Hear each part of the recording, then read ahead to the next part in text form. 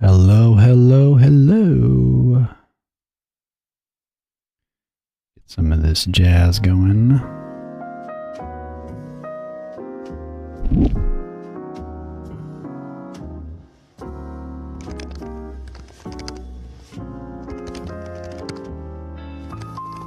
Wow.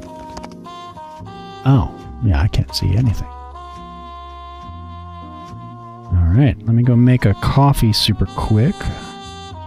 If anybody joins up.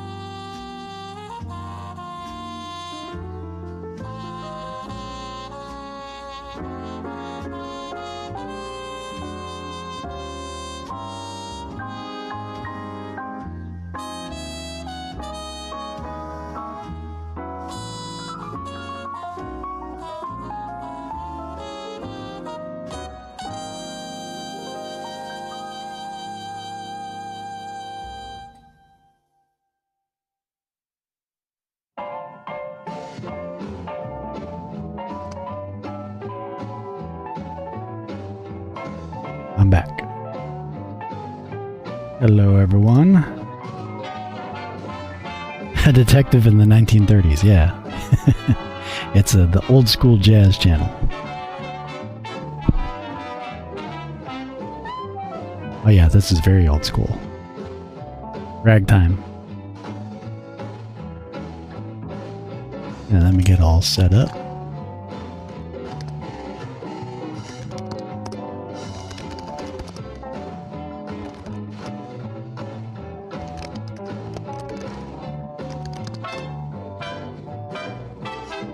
We're going to have an ad in a second. Actually, about 1 minute, so.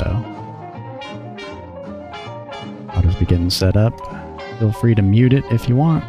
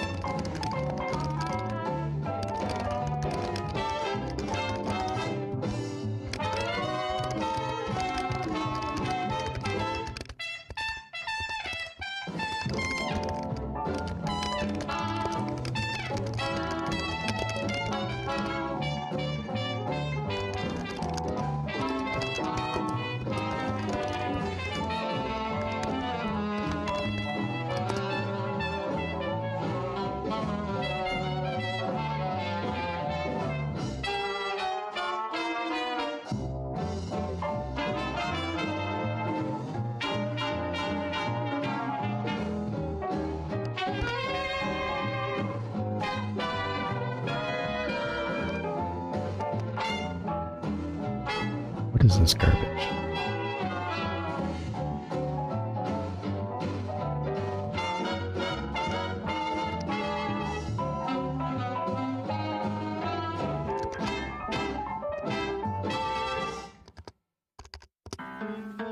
I'm always curious, like,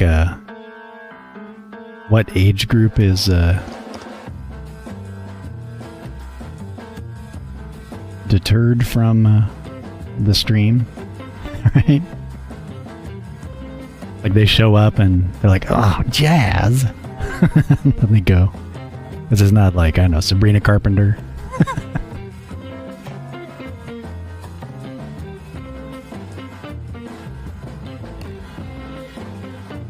All right.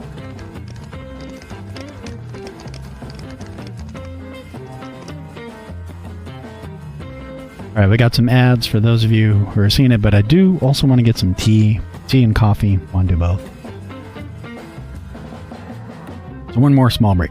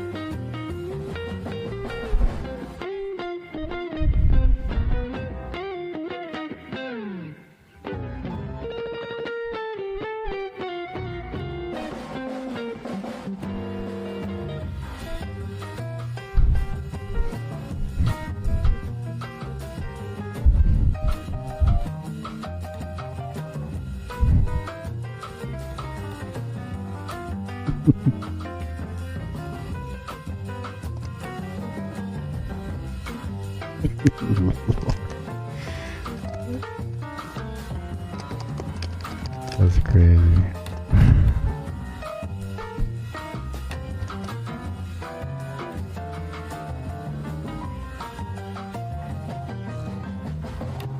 Oh.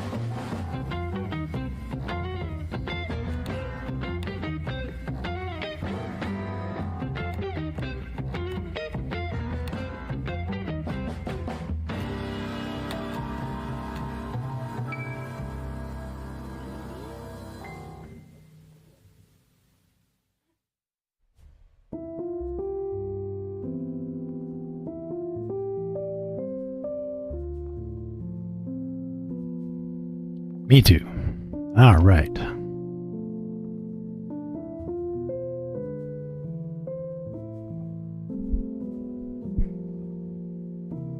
All right, everybody's done with the advertising.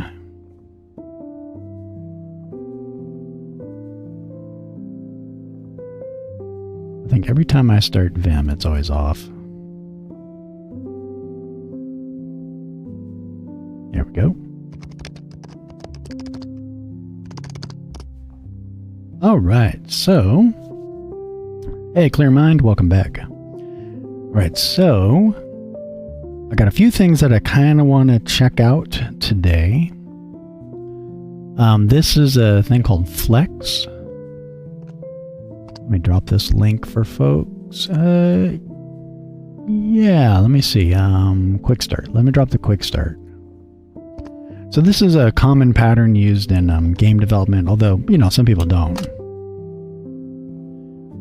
And my understanding of it is basically they're just making a database. So the way they used to do things was, let's say I have a class, enemy. And what they would do is they would have, like, you know, int hit points, damage, and then something like attack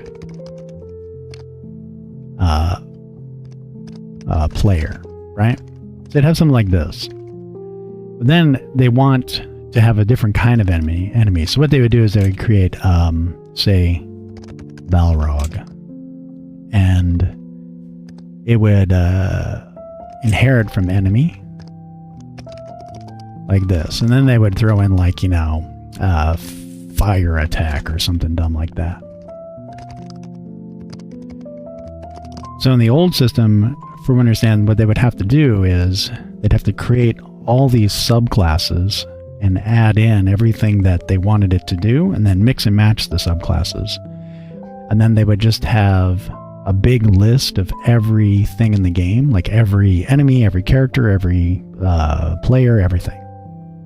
And then they would just cycle through the huge list, calling functions. So they would go attack, attack, attack. Oh, this is a Balrog, so fire attack, right? And it would be just these tons of pointers everywhere. So then they kind of changed it up, and I'm still learning how they do this, but from what I understand... hold up.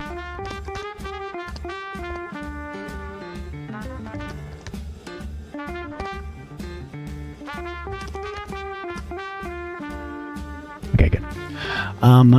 What I understand now is instead they have entities. So let's say like a enemy just has like an ID. And then you would have class player has an ID, and Balrog has an ID.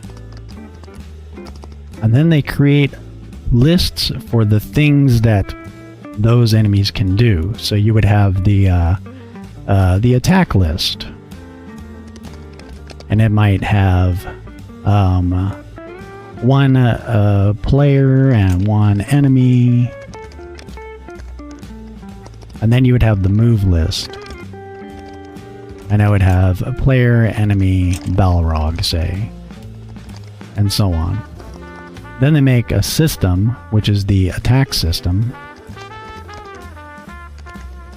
and its job is to go over and just constantly run through the attack list, calling attack for anything that's in there. And then they would have the move list. There's a move system, and it would do the same thing. It just constantly goes through the move list and does all the stuff for move. And they're pulling up who is doing what according to IDs. So instead of every class having all the stuff that it needs, they instead have components, and they add the components to each class, toss them in the list, and then the system goes through and just calls the components on each one. Now, I'm really fuzzy on how they do this, but when I read this description, it looks like a database, right? Your kind of standard, I have my attack table, I have my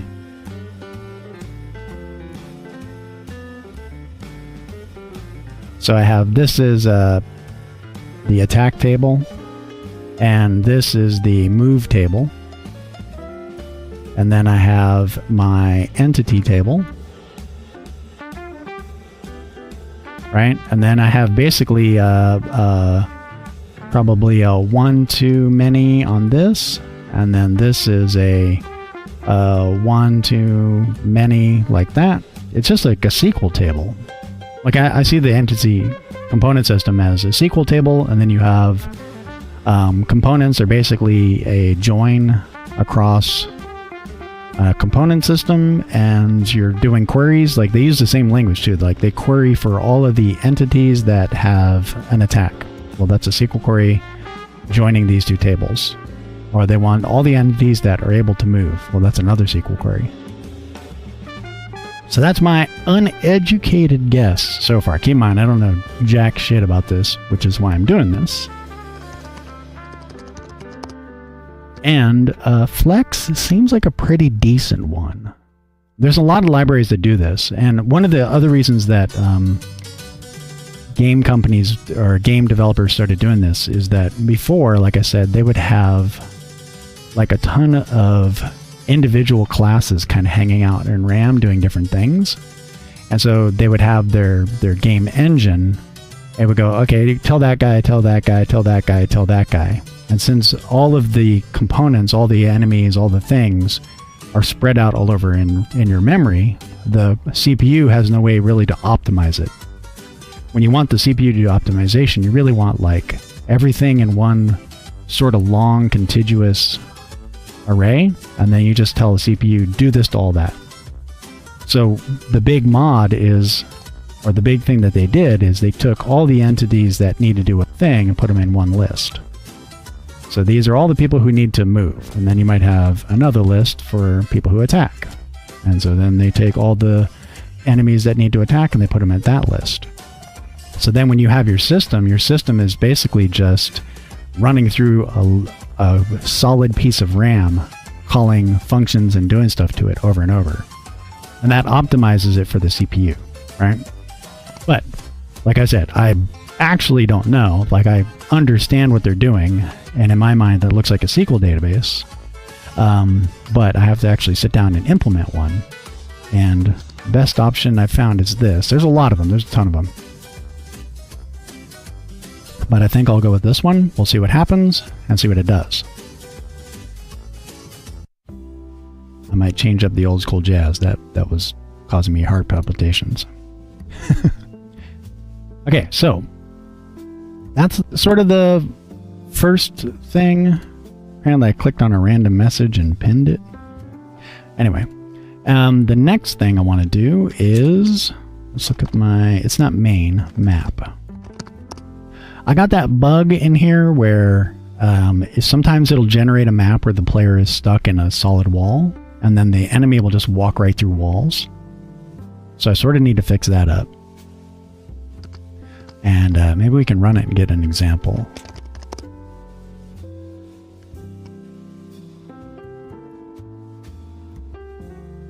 Maybe. Yeah, so sometimes basically what will happen is... Oh yeah, I ran into a wall. Basically what will happen is the character is right here, right? Oh, weird. It's calculating control as a move. Anyways, so the character will be stuck in a position like here, right? There's no exit, and the enemy will be down here, and it'll just walk through the walls to get to you. And it's because the map generation is just not very good. All right, and then let me load up my status.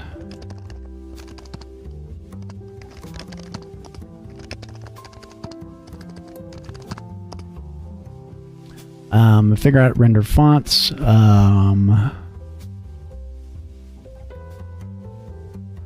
we want to do that. Yeah, this one also, let's see, add flex. And then finally, render a different screen for the map to use a different font size. So here's something that I realized you could do, because what we're doing is we're kind of creating an FTX UI, right? And the FTX UI you can make as many screens as you want. So I think it's possible to have FTX UI just sort of render this and that separately. Basically, I render this whole GUI out here, and then I call a second render for FTX UI to render this, the map, and then I can increase the font size of the map. So kind of, and also I can do the camera shake on only the map instead of the entire UI. So that's the 3 things I want to kind of try to do today. Going in order easiest to hardest. That's how I like to do things, kind of get warmed up with like easiest to hardest. I think, let's see if we can render the screen differently. Let's go into the GUI. And how's everybody doing today? I got another storm coming my way in Florida. Hopefully we don't drown like we almost did last time.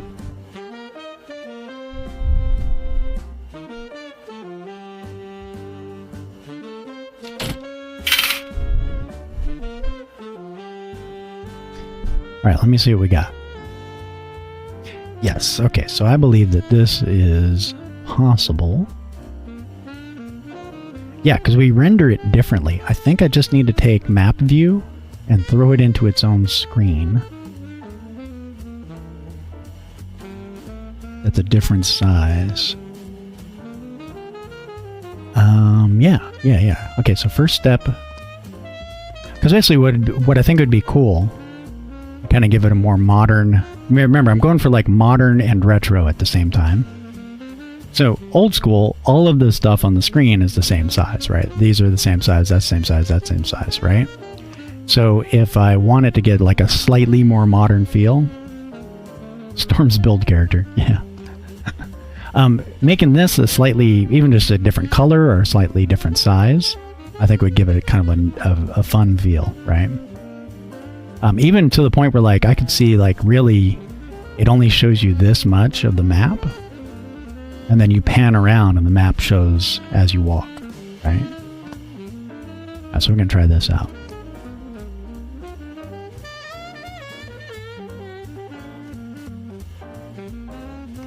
Also, if people have comments on the music, let me know. I'm sort of open to anything. Just pick a genre, we'll try it out. Yeah, okay, so map view, I believe. Let's do this. Okay, let's cut that.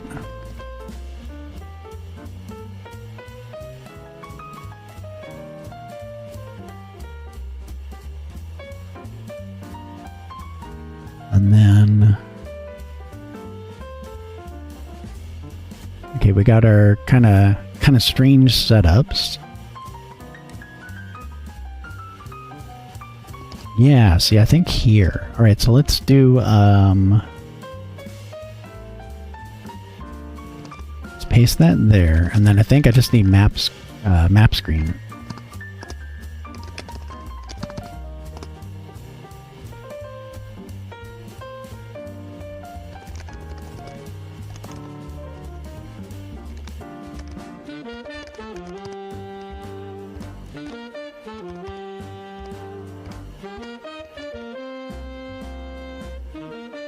Yeah, let's do map screen, and then in the constructor, I'm trying to think. I think like, yeah, here.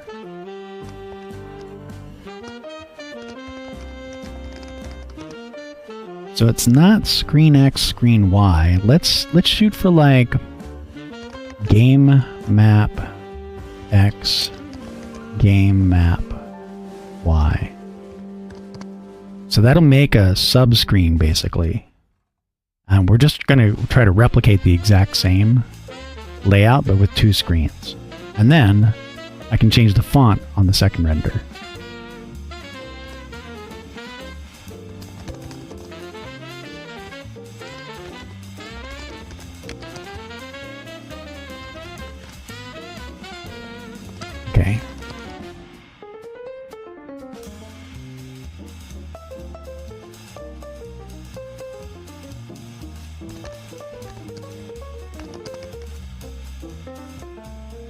Okay, let's do that much. Yeah, let's just run that. That'll remove the screen, but if that compiles, then that's the right step. And if I could spell, it's render, not render.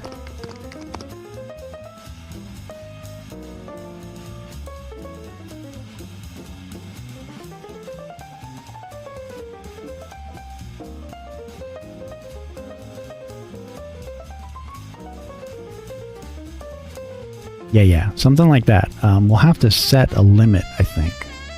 Or put maybe like a dummy. Because we want the main screen to kind of render like this. Now I'm kind of curious if I can put... Yeah, maybe. We'll have to try this out. Okay, so now... let's get this.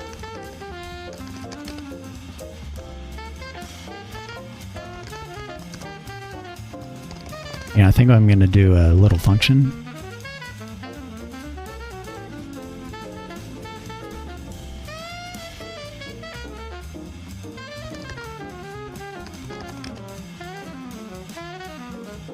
Nah, I'll just hack it in there.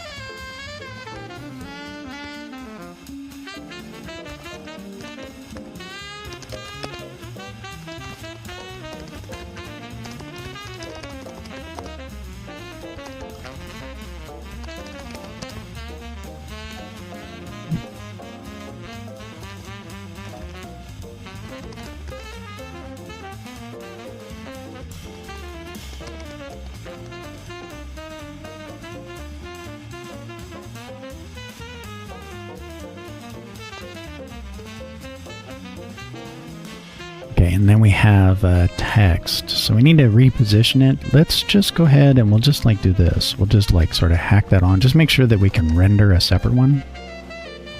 And then map screen UTF-8. Converter from bytes. Map screen.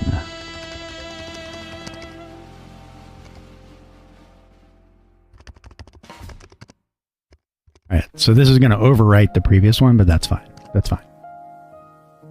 So we'll see only the map when I do this. Map UTF-8. Okay, cool.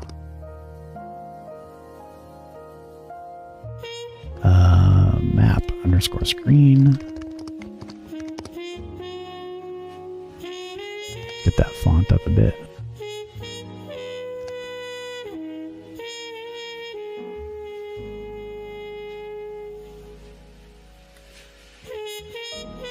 Okay, yeah, that's what we want.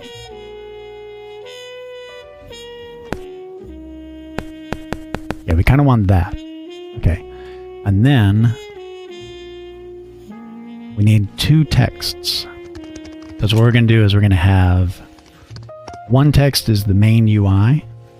Yeah, so we're going to change this to UI text and map text. Then we'll kind of clean this up and optimize it. But at first, yeah, so map text will position in one spot and UI text will position in another. And we'll set the... Yeah, we'll have to adjust the size of the previous one, but we can fix that up. Okay, cool. Yeah. So now what we need is we go to GUI.hpp.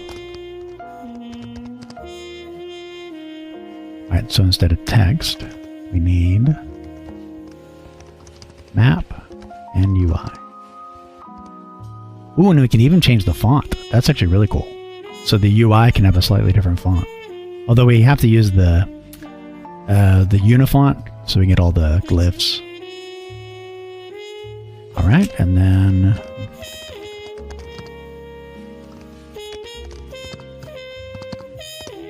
okay. So then we just need text.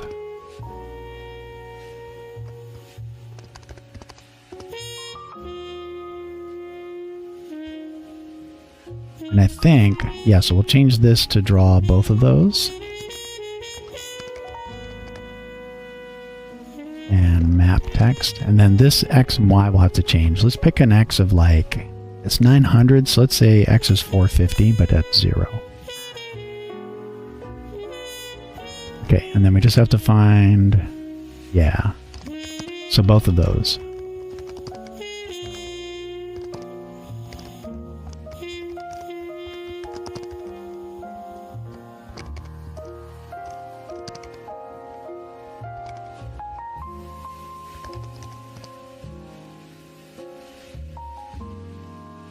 Yeah, and we can even change like, here, let's do that. And then the main screen, yeah, instead of screen X, screen Y, let's do,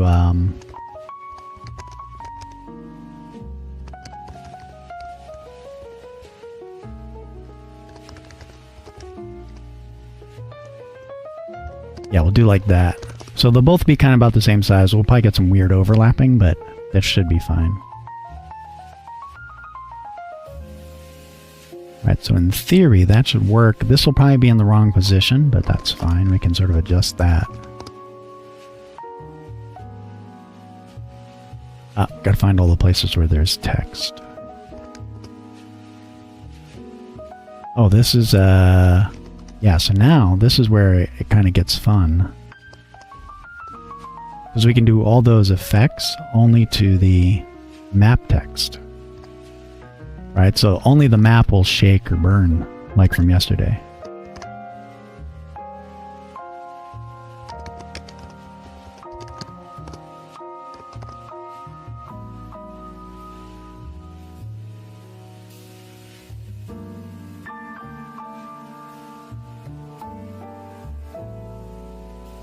Alright, that compiled. Right, so I think the map is going to be like in a weird spot. And the screen, yeah, it kind of like overlaps. Oh, that's because I keep clearing it before, but that's sort of what we want. Yeah, so see how the GUI is going to be there? Yeah, we just got to stop the clear, and we should be good.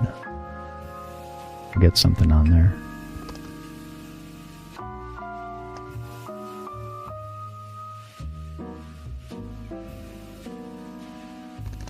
Okay, so what we probably want to do is we'll do this.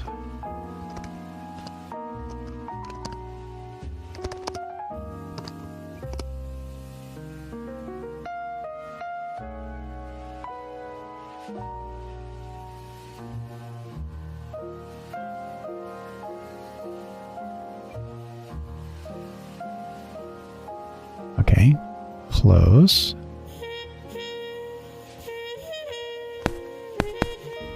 Yeah, it's having some problems. But it's not bad, it's not bad. That's sort of the idea. Okay, so we want to clear. Where's shake?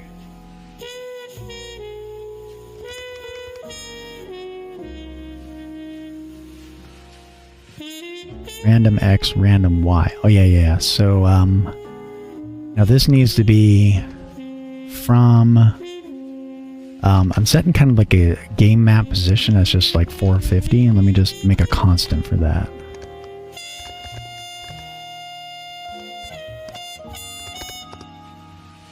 Yeah, and then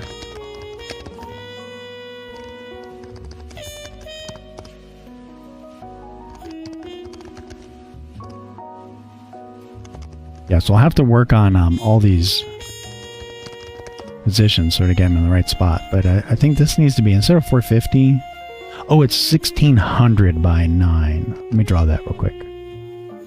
So it's like this is 1600 from there to about there, and then this is the 9, so 800. Okay, so that means all of the effects need to work on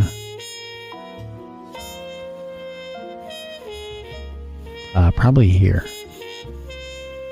Yeah, game map pose plus X. The other effect was burn. Yeah, right here. I think that's probably going to be not converted right.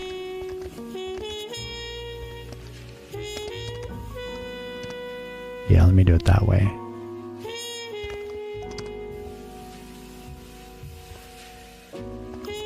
I think that'll work. I'm probably doing that super wrong. That's okay. That's how you learn.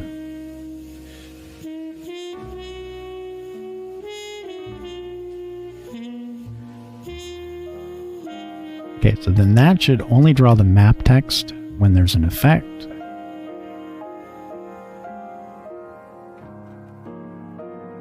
Okay, we got some kind of weird flashing going on, but it's not clearing the right way, but other than that, it looks okay. It's sort of the right position.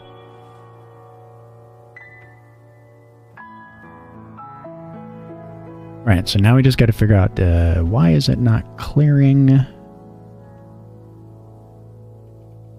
Window.clear, window, draw screen. Yeah, we draw the screen, the text, we draw the text, and we display it.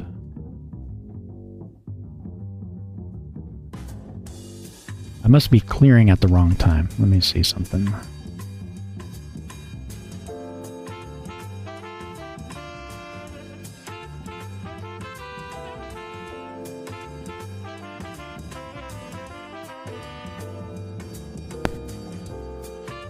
Yeah, it's not clearing.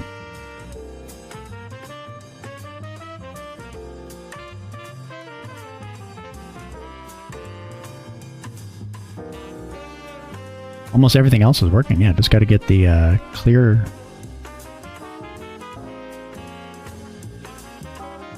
I bet.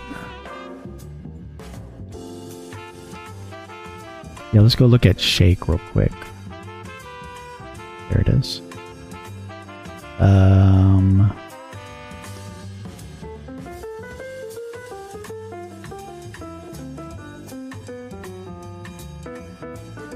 Yeah, this is yeah,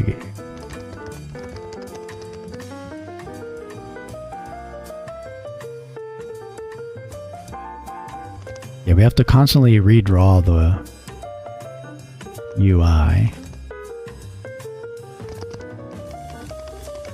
Alright, we'll have to optimize that up.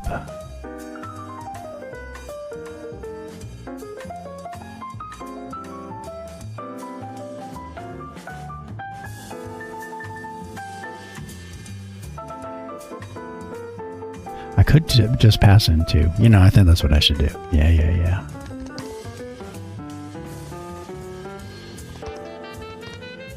We're just gonna have this do 2. Or just make it a member. I don't know why I'm doing that. Yeah, that's dumb. All right.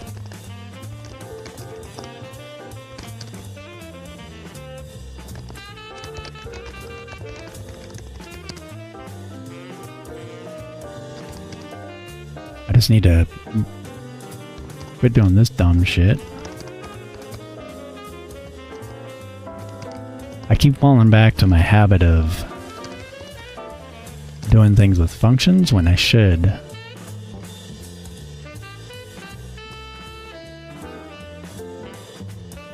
Yeah, that's what's going on. I'm set in a position I shouldn't. Okay.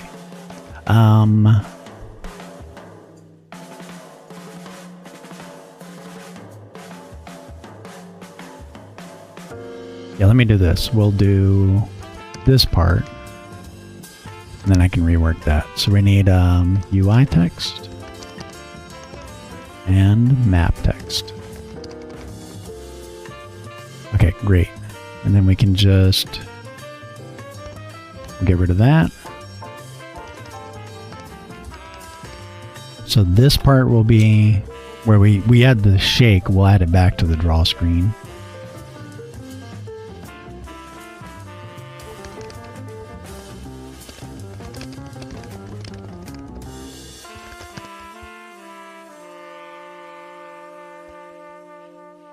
Right then, right here, we just do this. And then we need one more. Let's see, burn.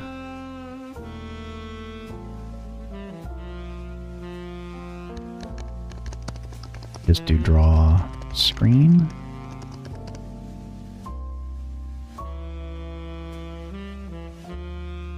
Yeah.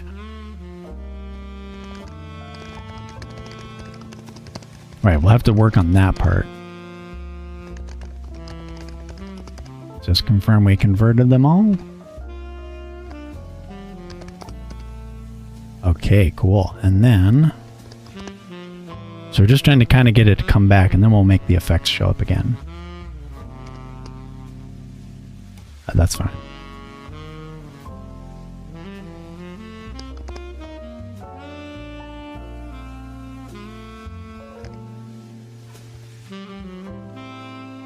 Oh, yeah, and this needs to be now GUI.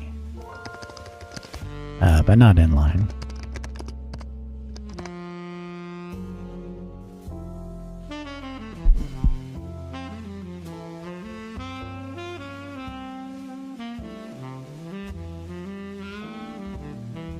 Alright, that works, but we have these unused variables because we're kind of cutting some stuff, moving around. Okay, getting closer. So we have UI, it's working like before. All we got to do is just kind of get this here, the map, to go over here. And it's about the same, it's about the right size for the GUI, but I think maybe cut the GUI by like 20% or so. Alright, so let's get the GUI to show up at the right spot.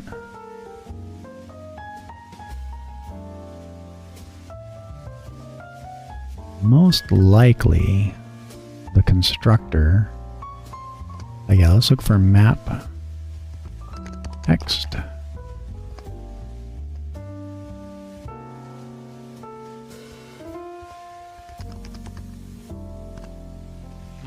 Where's the position? I'm probably doing it in the header file.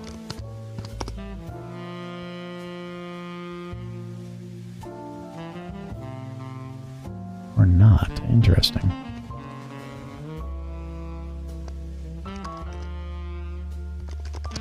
Yeah, let me just confirm. I think it's this.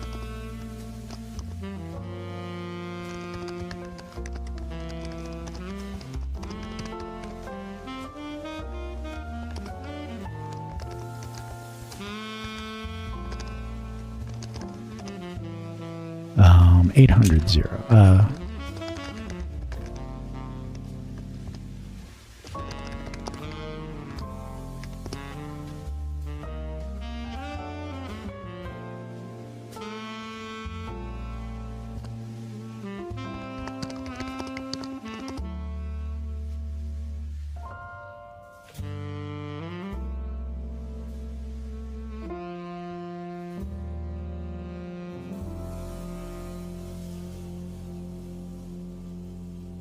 Alright, yeah. It's closer.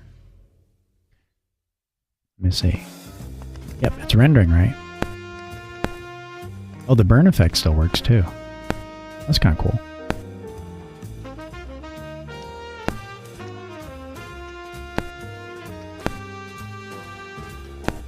I think I'm clearing too much, but that's fine. Yeah. Okay. So let me see. This needs to be cut about 30%, and that needs to be moved over some.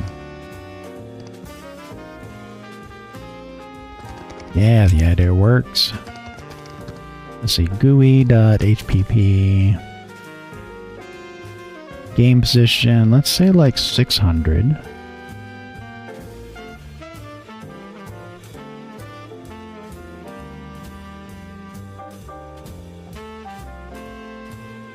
Am I using screen UI, screen X? I'm not. Okay, so let's set the screen X to be, let's say, 40. Yeah. Let's try that. And then in the constructor.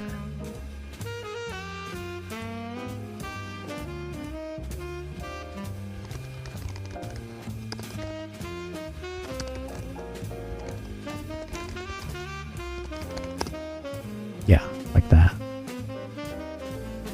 I think that'll do it. then the better way will be to sort of like figure out font sizes and then base positions using that math. But I need a way to dynamically ask, like, how big is this font in pixels? Oh man, nailed it. Yeah, that's like damn perfect.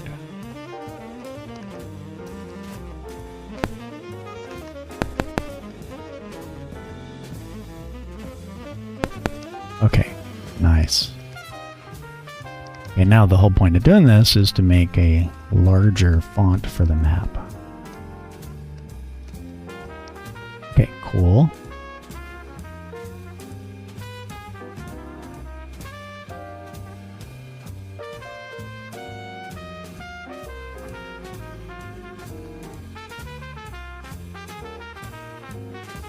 Okay, let's just make it 50. And then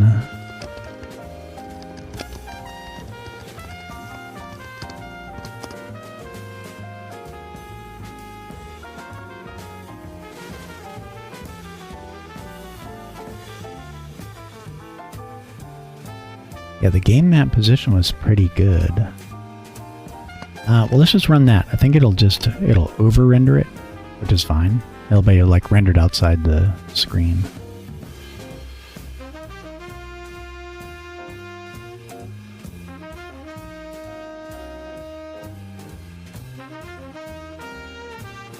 Yeah, that's cool.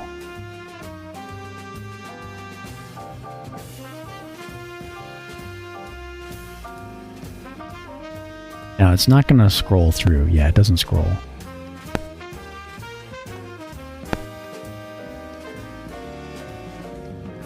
So then you just have to work on the scroll aspect of it.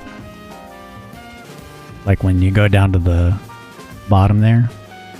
So basically some way of keeping the camera, quote unquote, on the character. But let's see, how big can we make that?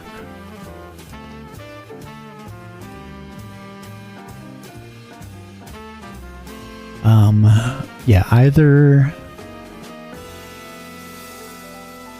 Yeah, I'll have to research it. Either FTX UI has some way of saying there's a canvas that's this big, but the viewport's that, or we just do that in SFML. But let's say game map X is 30, game map Y is 15, and let's do map font size is 60, UI font size is 30. All right, get rid of those.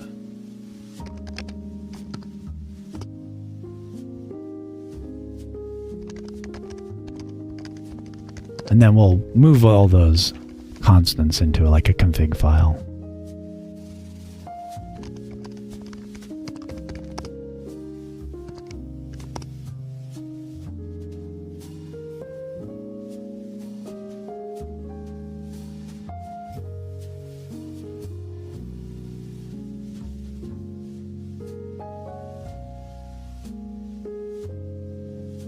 Yeah, something like that.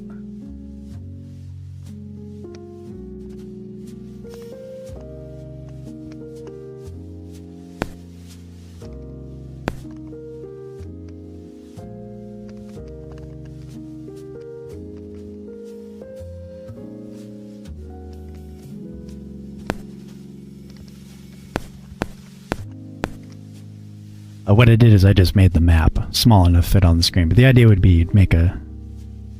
Why aren't I using Rust? Funny! Yeah, so the idea would be eventually we would want a map that's larger than the screen, and then also kind of a fog of war thing, where we just don't show a lot of this as you walk through.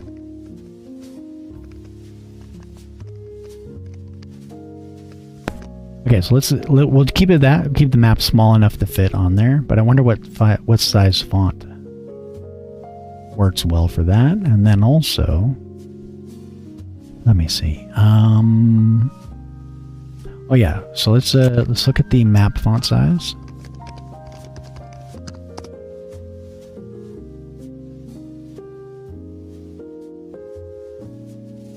Yeah, let's do 80. Let's see how 80 works.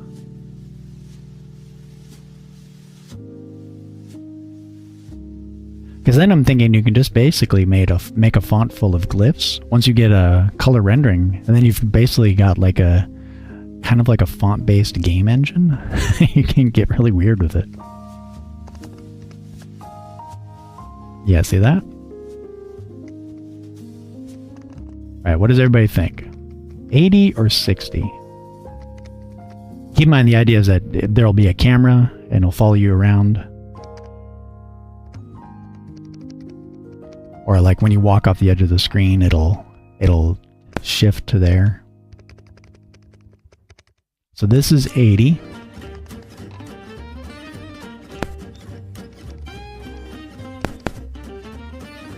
Alright, we gotta stop the flashing and we gotta get the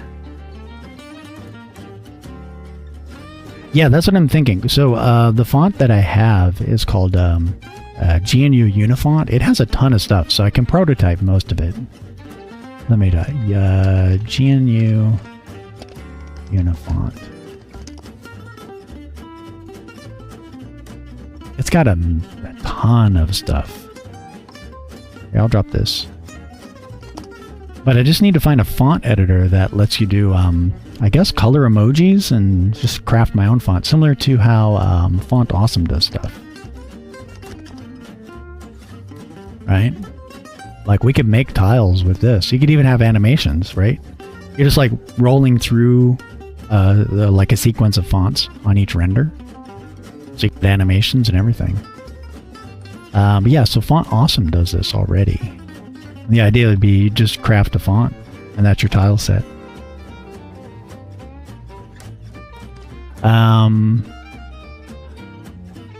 Okay, so let's try 60.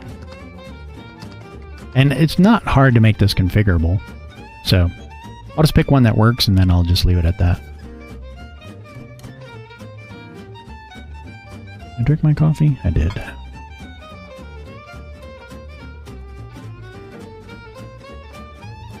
Yeah, I think I'll go with 60. But I'll try one more size. Maybe let's try 100.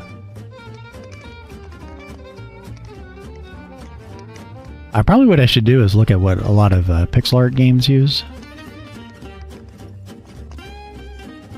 Yeah, let me try that real quick. Let's try 100, see how big we can get it, but as far as I know, we can just make it as big as we want. Oh, you know, it's interesting. We could capture the mouse scroll wheel, and you could zoom it. That'd be an interesting idea, too. Alright, so then we just gotta figure out camera. Camera's the tough part, I think.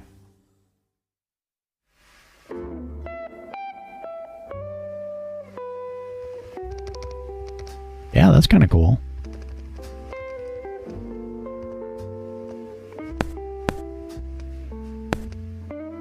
Alright, gotta stop the flashing.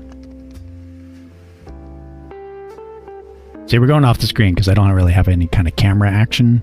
But I gotta think, like, I could do the camera where, like, it's just always centered on you.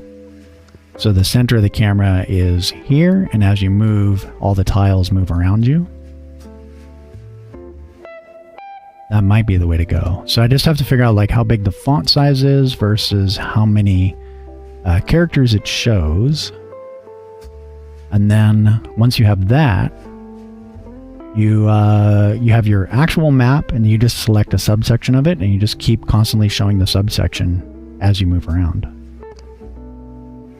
Very cool. Alright, let's fix the shake and the burn. Not that those actually look like burn or shake, but just kind of like playing with the idea.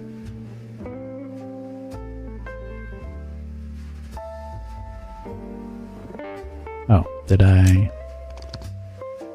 Yeah, that's where we want. Okay, so let me see. We want... Well, let's fix burn first. That's pretty easy.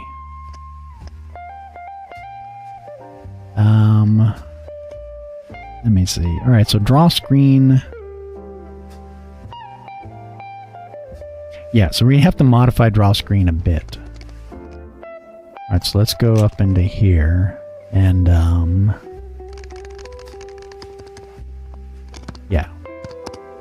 need draw screen to have a couple of default options. So we're going to go,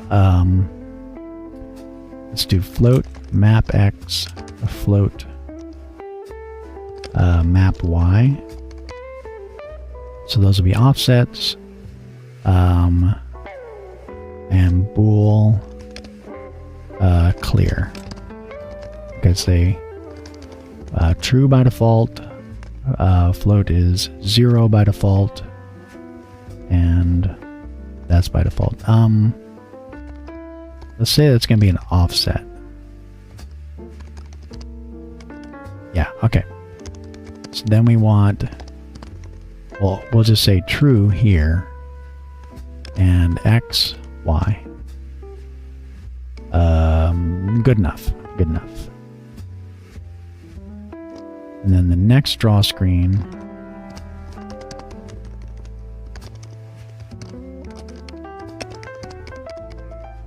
okay, so then what we do is if clear, we do that. Actually, we can one line that. And then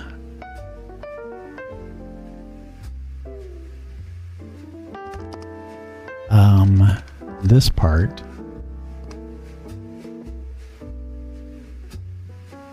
well, I wonder, hold up. Let me see what shake is doing.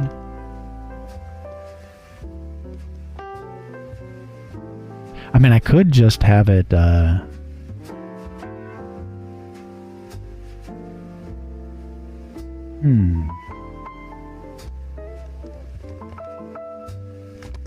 yeah, let's do that. So let me see.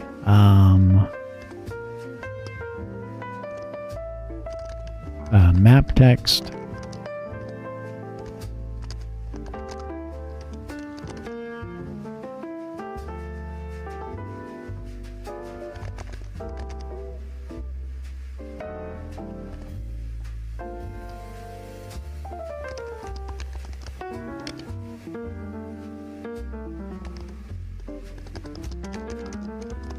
Alright, so that'll move it around if it's set, otherwise it defaults to 0. And actually, let's just do these as the correct values. Which I need to look up if that's necessary. Okay, so that'll move it around. And then the only thing is they need to do one more draw to position it at the right spot. Oh no, that'll happen naturally in the render down there. Yes, so we do a shake, we do a burn, and then one draw screen will actually do a clear. The other draw screens will go X and Y, so they'll like move around or they'll do what they need to do. Burn I don't think moves around though.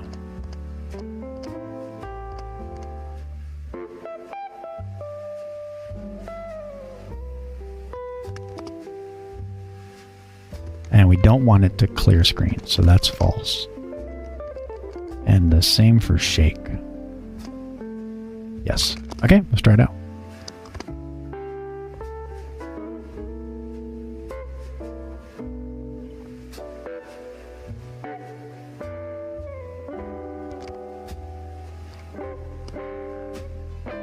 I'm going to say default argument given for parameter 1 of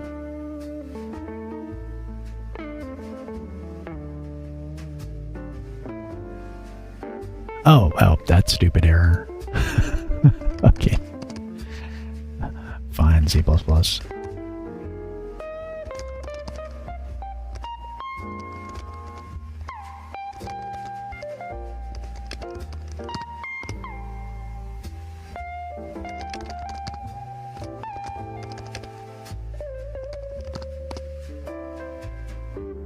So these, I'm going to make these floats.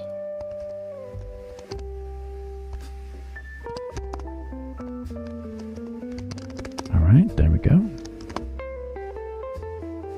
So then, yeah, I think if it moves around, we have a different size window. Yeah. Okay, see if it works.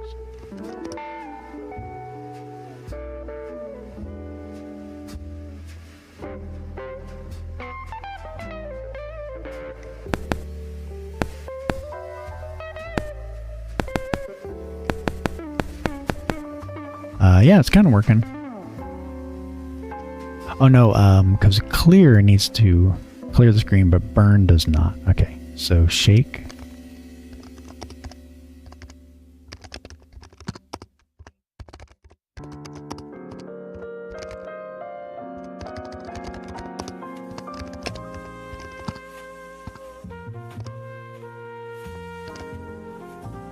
This should be true to give the shake.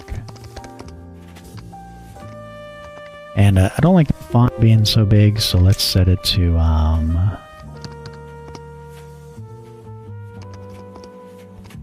let's set it to 60. That seemed to be like a perfect size for testing. Then once we can figure out like a camera, kind of got an idea.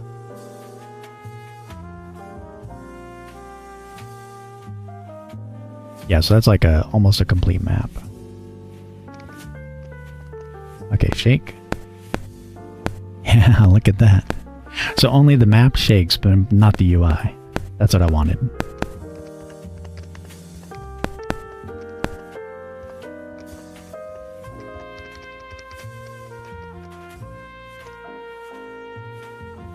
Let's see if burn works. Perfect. Perfect. That's what I wanted to do. So we can figure out a camera, then yeah, we pretty much have a lot. I can probably improve it significantly by finding a different tile for this. So instead of like a pound sign.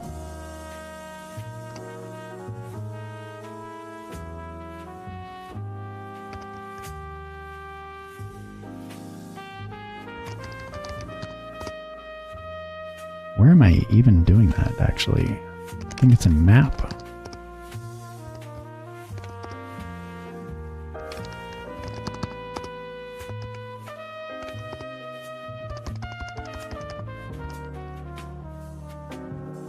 How am I drawing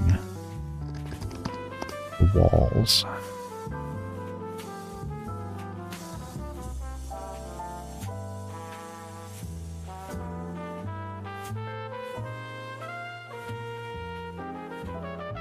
Why the hell am I doing that? Oh, not even that advanced. Here, I'll show you.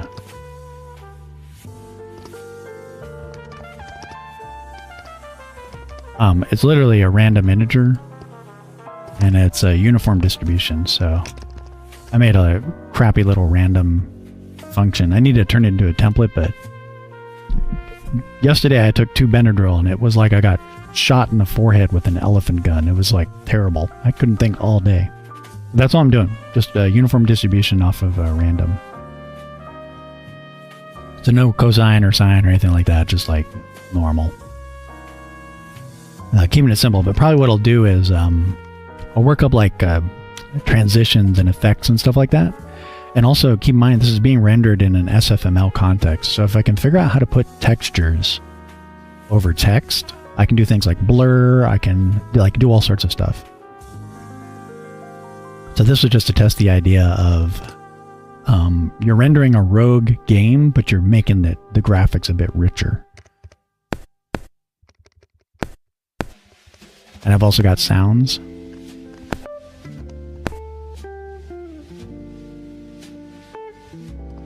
But where the hell am I putting that stupid character? It's gotta be, it's either map or GUI.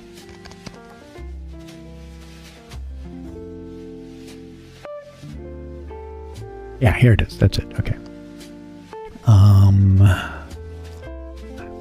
What is the damn, there's an ASCII code for a solid block.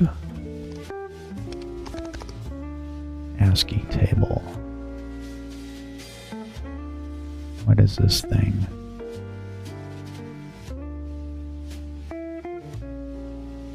Do they actually show it? Yeah.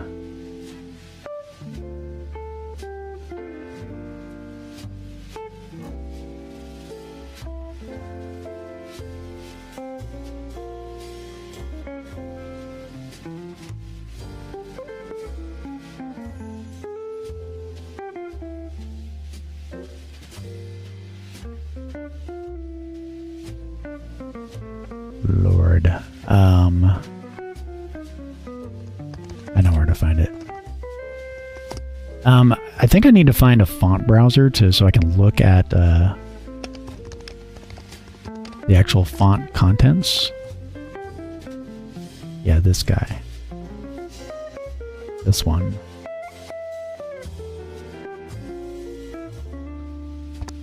Kind of dumb, but the only way to find that. There we go.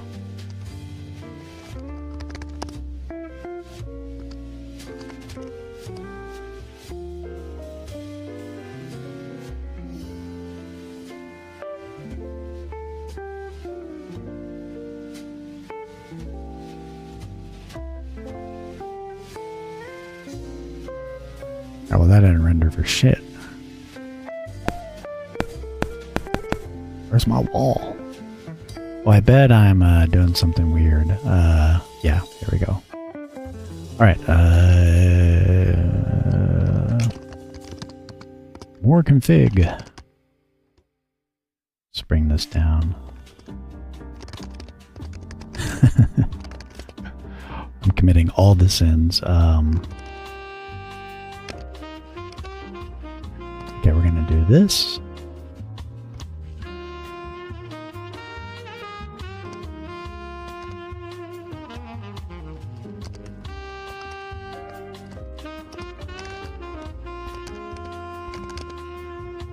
Should probably make it, we'll just see what happens. It is ASCII.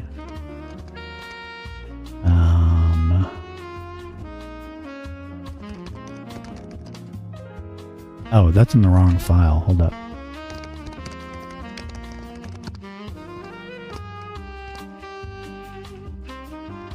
I can put that about right there.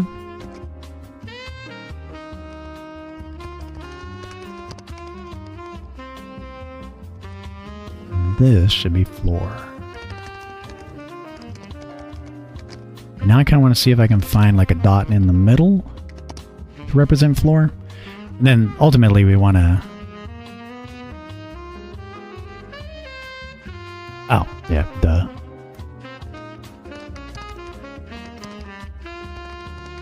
Oh, but it does have to be a string. Yeah,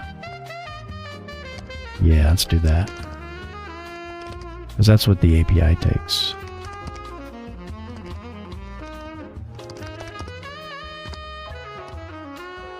And that const expression?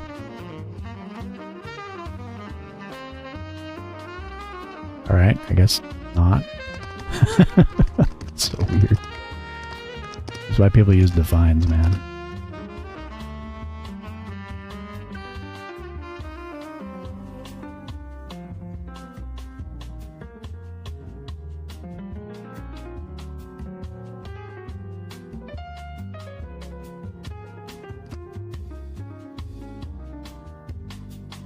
Oh, it is GUI, not map.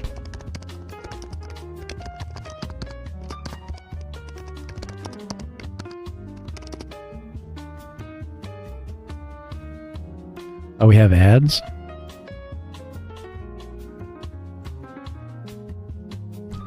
Oh, man.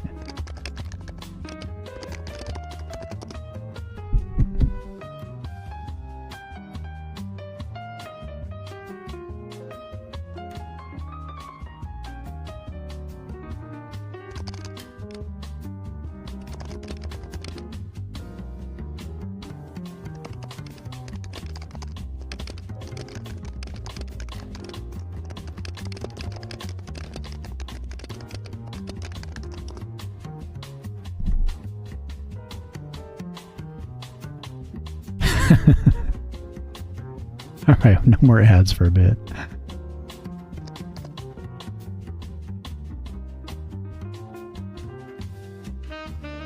We're back. Awesome.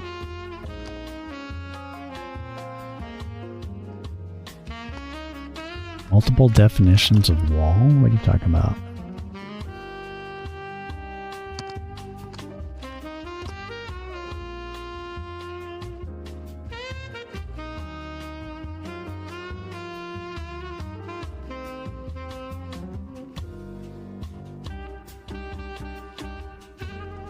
Jesus.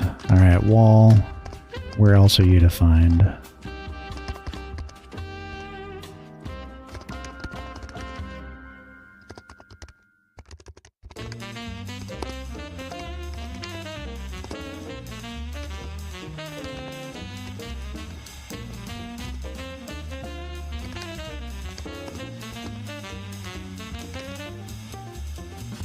Actually, let me change that to...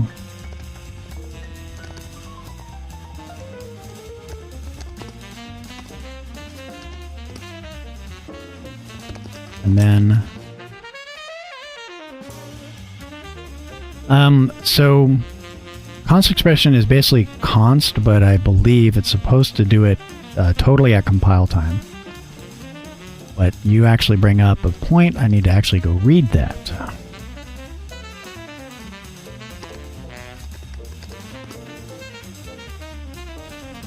Let me drop you the docs.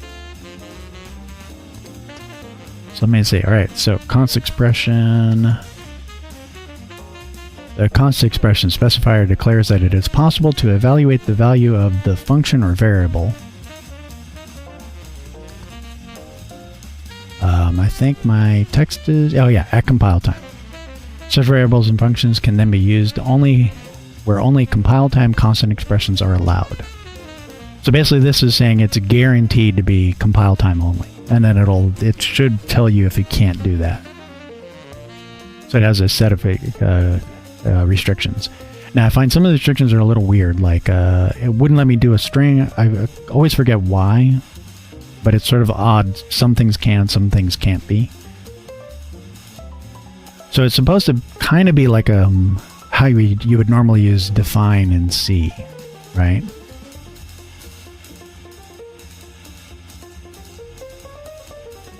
And then you can also say const expression functions. Now that's something I haven't actually used yet, but because it's got a lot of restrictions on it, like a ton. Can't contain a go-to statement. It can't have labels, try blocks, no assembly, no null statements. No, it can only have these things. So I'm not too certain where exactly you would use a const expression function. My take on that is probably what you do is you go and you just write your code normally, and then you go and you see, oh, I could speed this function up if I made it const expression.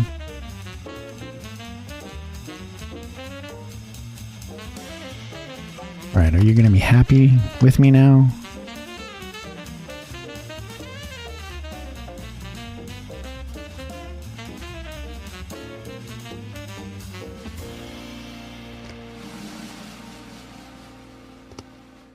I swear, I'm going to bash this thing in the face. Yeah, what do you mean there's multiple definitions?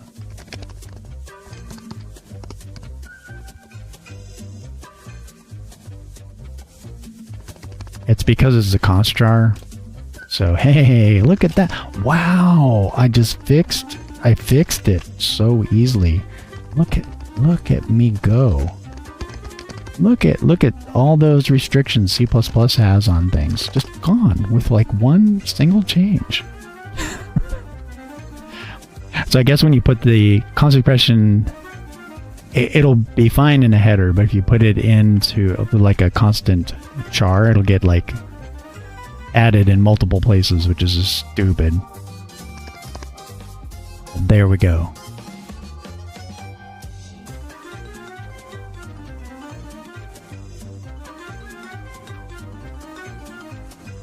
Alright, so now we should have a more fancy looking screen.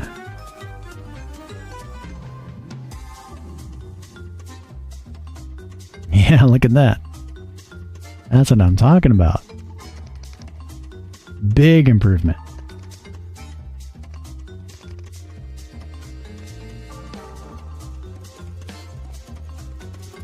It looks like actual walls. I love it.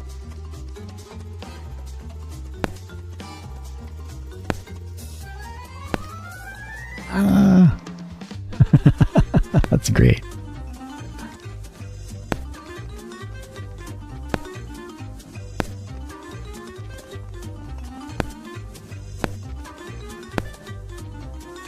There we go.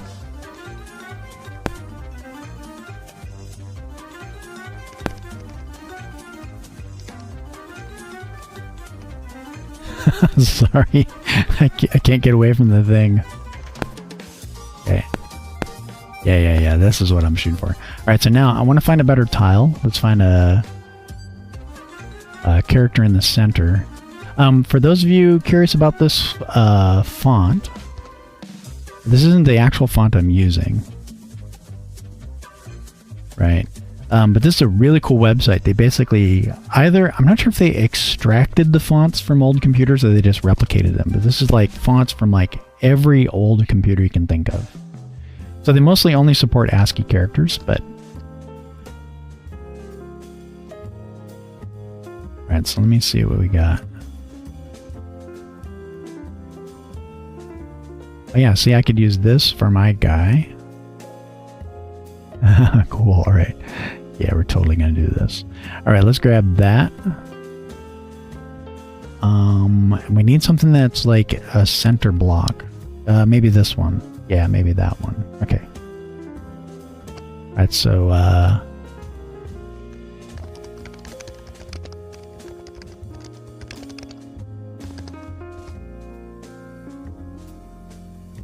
oh, wrong one.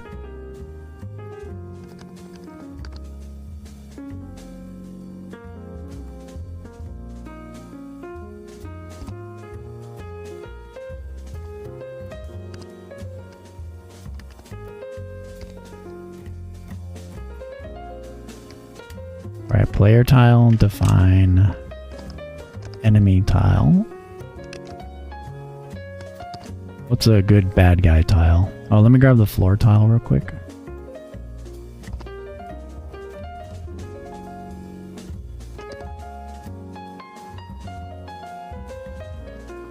Yeah, that'll be better. And then enemy. Let me see. What's an enemy look like?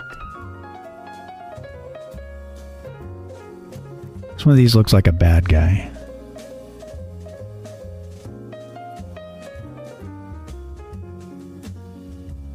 Maybe that. Maybe say it's a snake.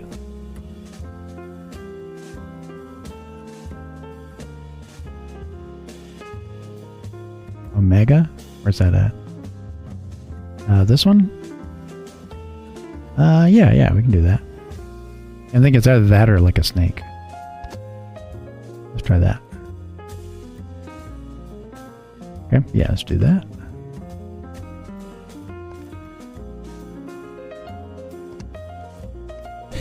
That's so dumb. Alright, so where do we draw the player? Okay, so we already got floor tile.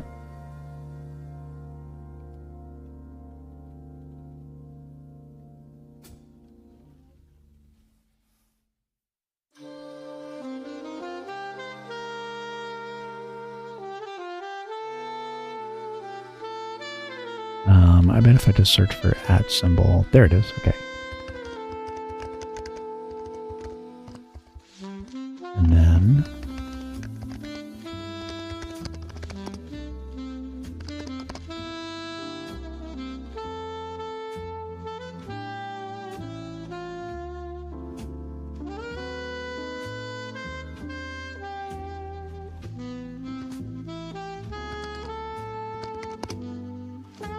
yeah, so if I can get a browser for the Unifont.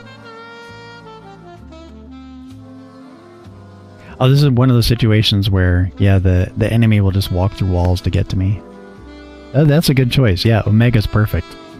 Look how it renders.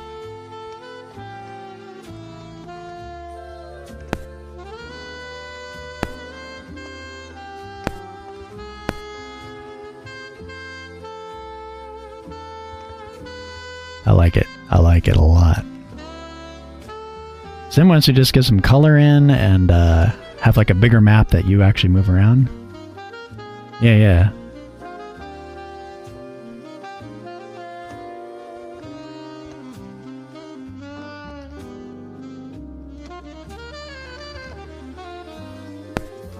Yeah, so now we just need like some sort of camera system so that you can traverse a larger map than the screen size.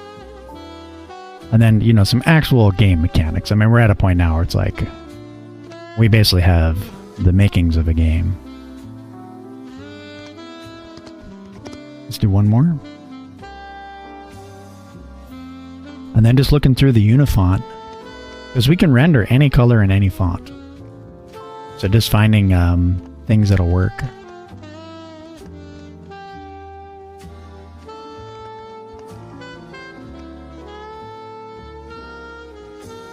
And then the only annoying thing is, in order to get individual colors, we'll have to go through the screen output one at a time. But I think what I'm going to have to do is maybe make a little terminal interpreter that actually understands like the basic ANSI codes and just do that.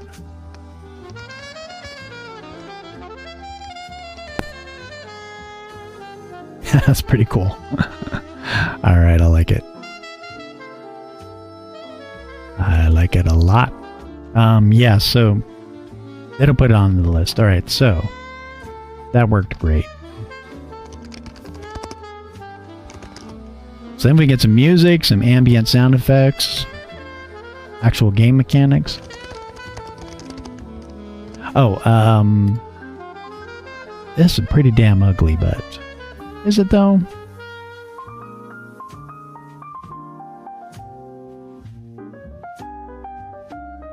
Okay, we'll leave that. I can just kind of clean that up some other time. It's not too bad. It's just a bit of copy. Yeah, we'll have to work it. All right.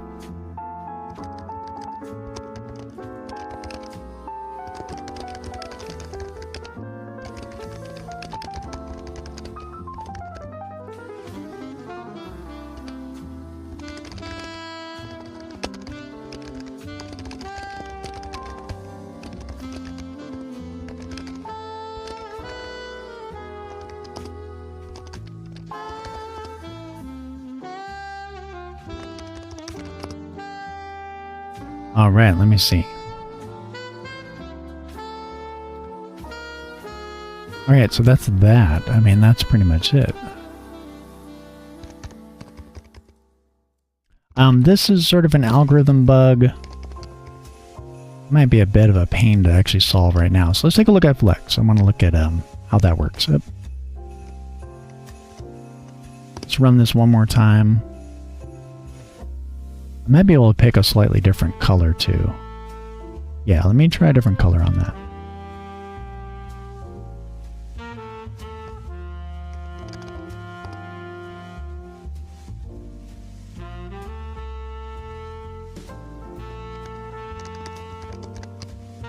Let me confirm that's a value in the GUI.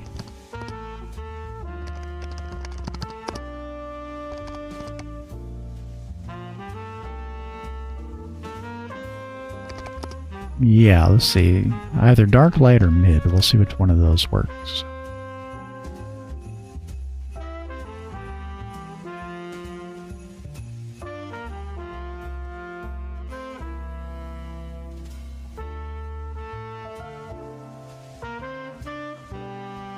I don't think that rendered anything right.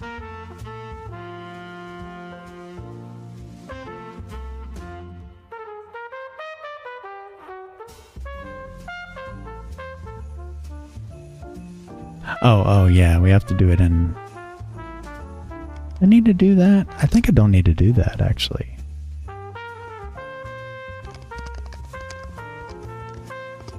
Yeah, maybe.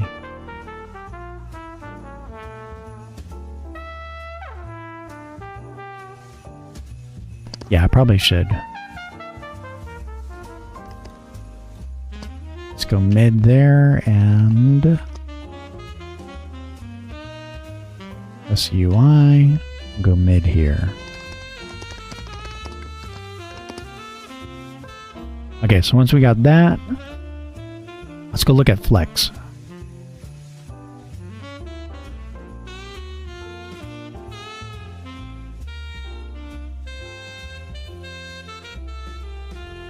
Yeah, I kind of like that. And And once you can get different colors on the characters or the floor,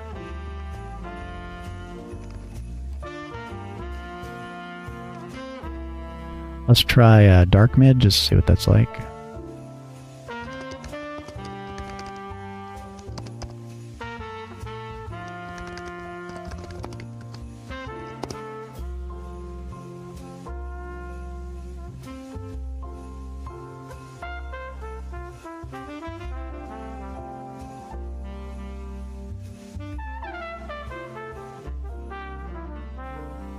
Yeah, I think that'll work for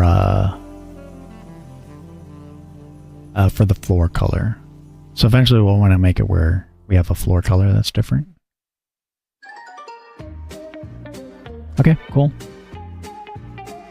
But mid is probably a better color.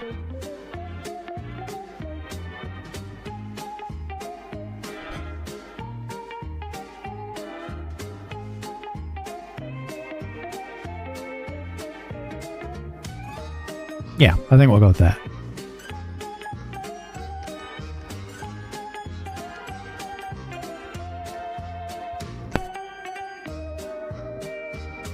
Okay, cool.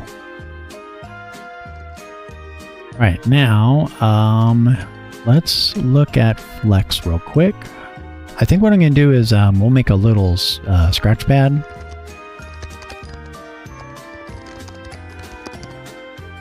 And we will make this music die in a fire.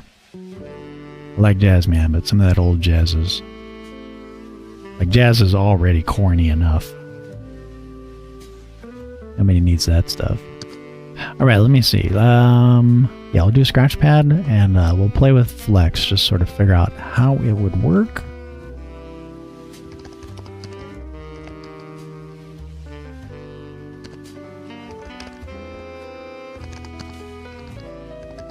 What did I call it? Yeah.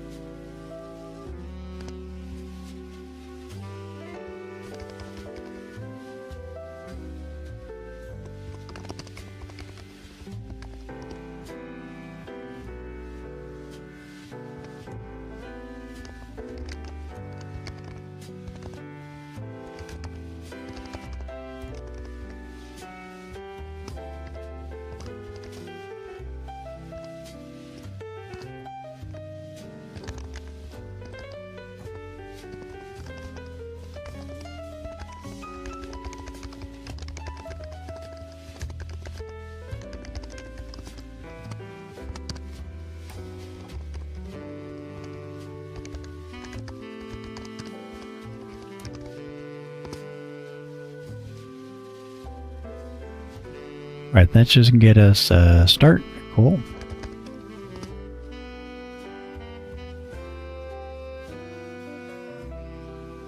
Now let's go see if Flex is already in the wrap DB for Mason. Should be very convenient.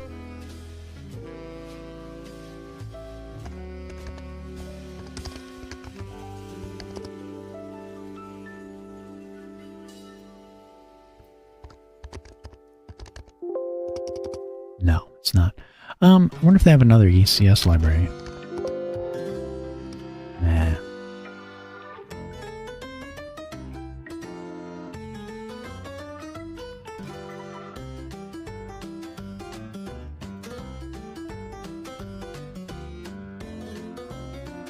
Right, I think I'm going to switch to jazz.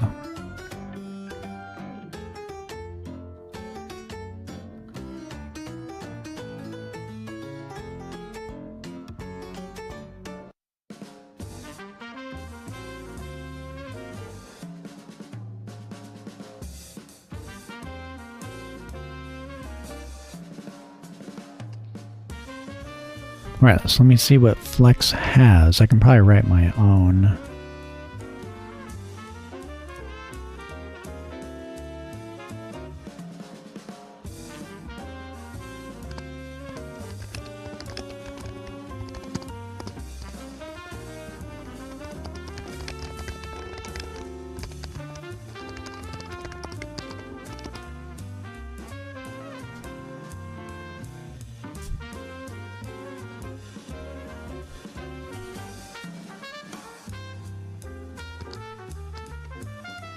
Alright, let's look at Flex.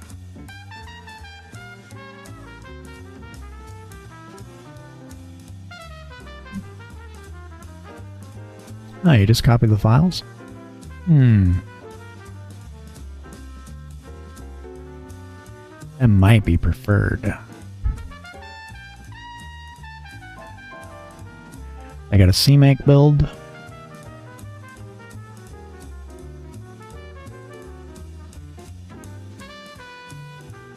Honestly, I think this is probably better.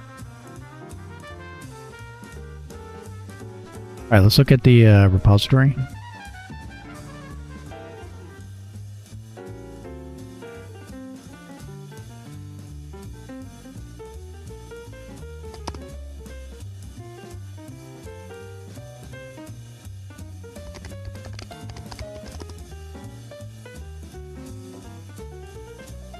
Right, so what we want is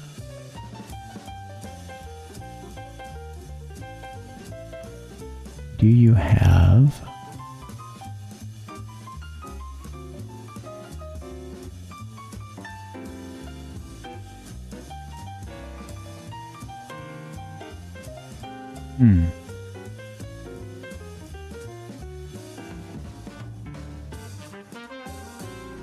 where's the C++ library? It said it had one. Oh, wow. One thing that's really interesting about Flex is you can actually connect to your game with a browser and it will display everything that's going on, which is just insane. All right, let's do a wrap file and we'll just grab the repository. All right,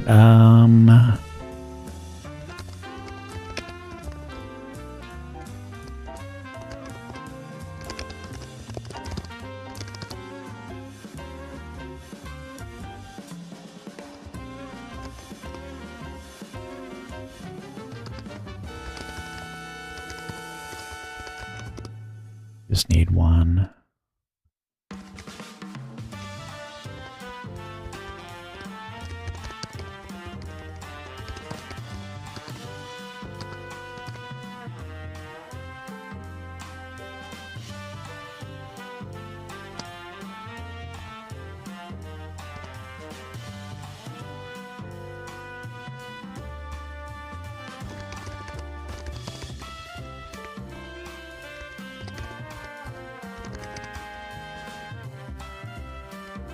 And what's a revision?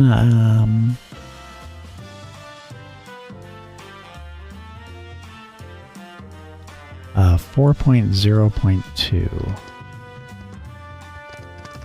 I'm guessing that'll work. And then we have to add to the Mason build.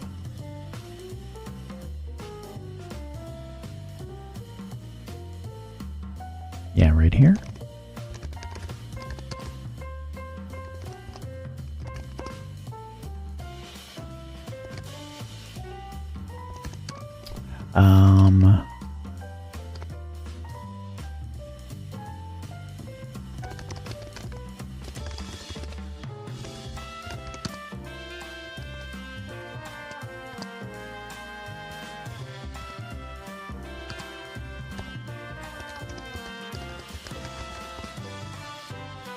Oh, I did it again.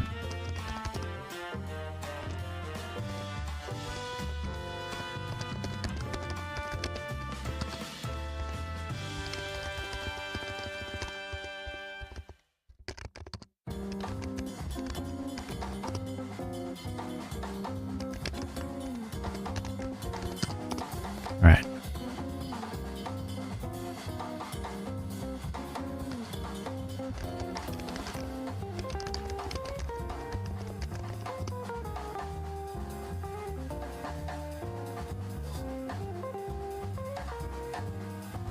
Okay, I think it'll just pick it up because there's a Mason file there. I'm guessing.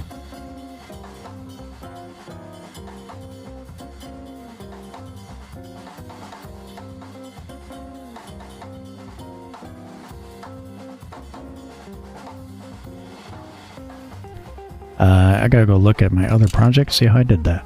What do you think?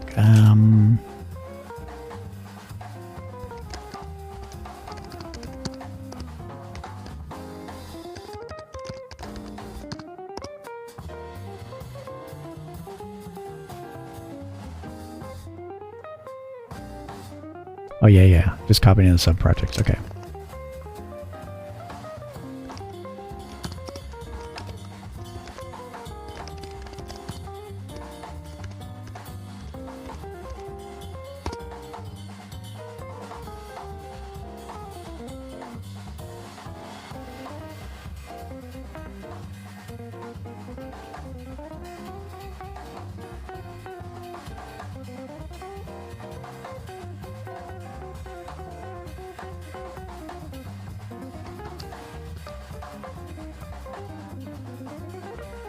All right.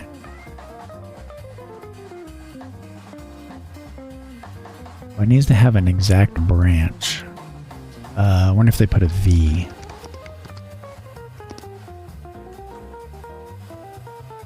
Otherwise, I gotta go look at their branch list.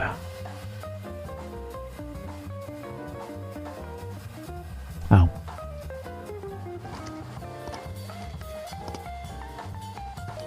Alright, probably got that branch wrong, so...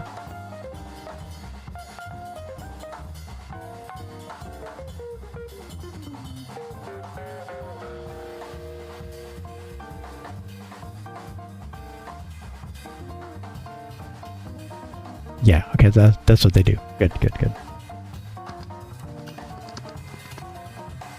Alright, looks like it's building. This is the reason why I say Mason is really good. Like, it has its problems. Like, the dumb decision to use, Nice, okay, good. Yeah, it has a stupid decision where it'll use system libraries instead of your chosen libraries that it downloads and compiles, which you shouldn't need to use system libraries at all. And a lot of other weird, odd decisions, but you can just kind of point it at any CMake project and it'll grab it and build it. So, I mean, it makes it very useful. Okay, so we got a basic flex going. Let's go look at an example.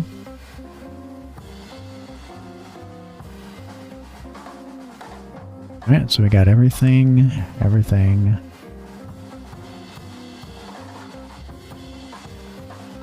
Alright, CPP. Alright, let's look at an example.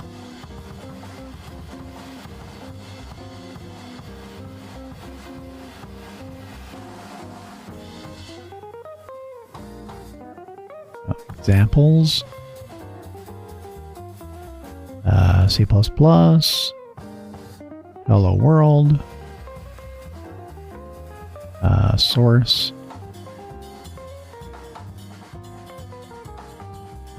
Okay, we'll just get this to work. What am I doing? God damn it.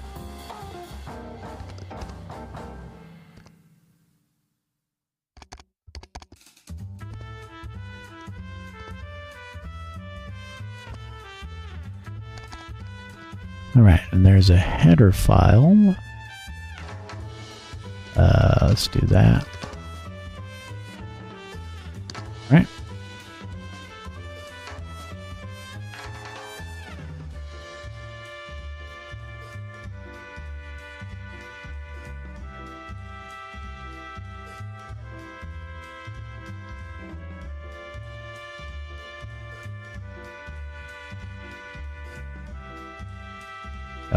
Weird.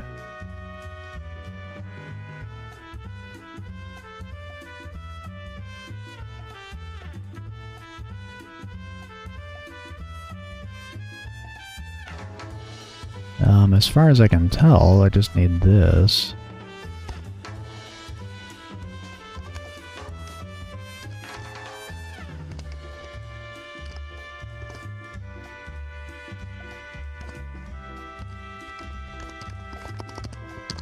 But then they add...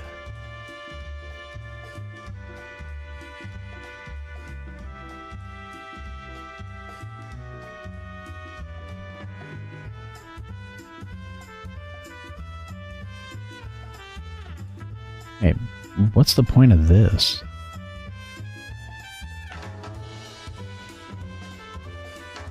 I mean, normally if this was a C header and you wanted to do that... Odd.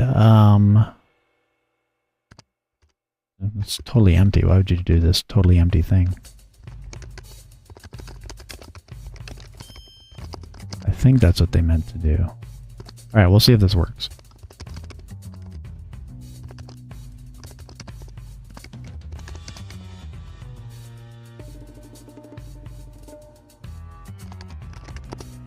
Alright, see if we get lucky. Yeah, if I get this to work on there, then I'm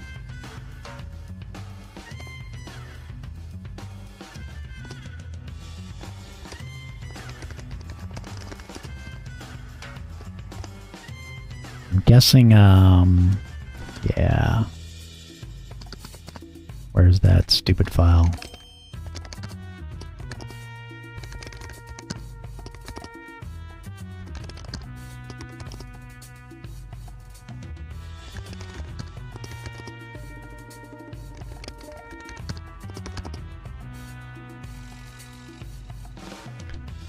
Man,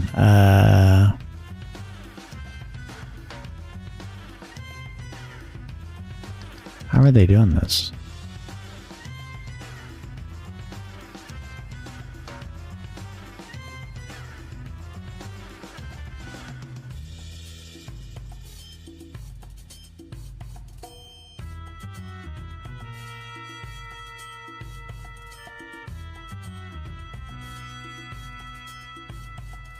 What the hell?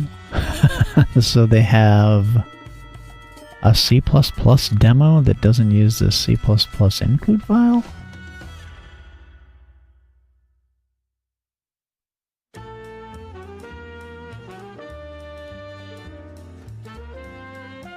Weird.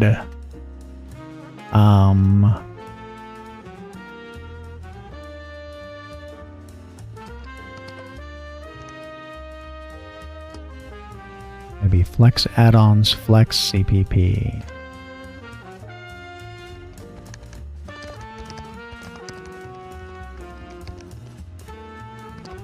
I think I don't need that.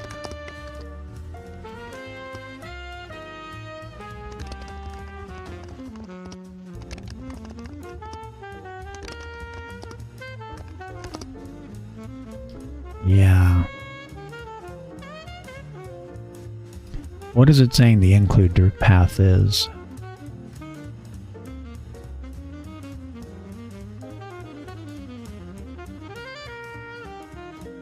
FTX UI.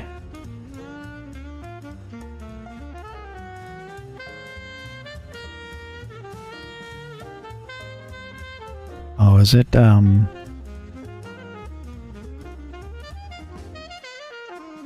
there's JSON, SFML, catch, catch, format.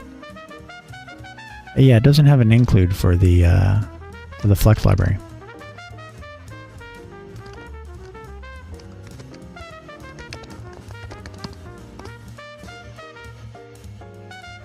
Ah, because I'm not even actually including it.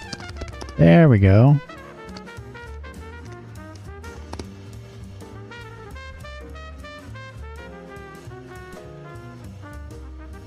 I wonder if it didn't even build last time. Alright, so we'll find out how that works.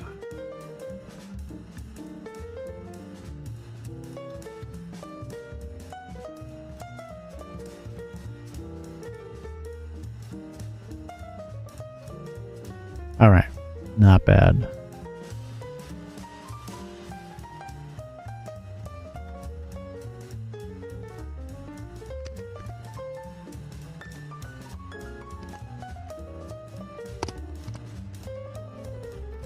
Alright, so the sample code just did this. I don't think that works. And there's a lot that's missing.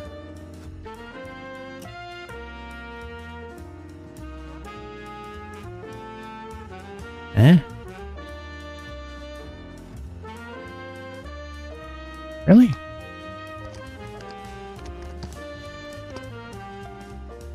That runs? Okay. They got some voodoo magic.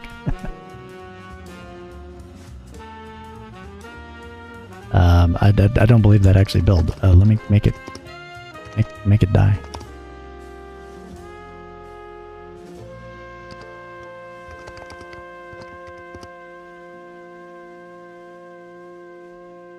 Okay, it's just not actually doing any output for some reason.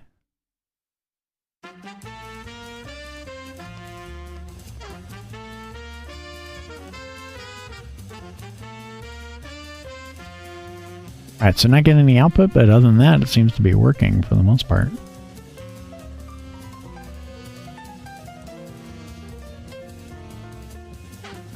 Might be a bug in it. Let me just see if... I don't think that's necessary. I think they have a way of detecting that you're in C++. Yeah. That doesn't work. Alright, so it's building, but I'm not getting any output, so that's good. That's a start. Yeah, let's just see what we got.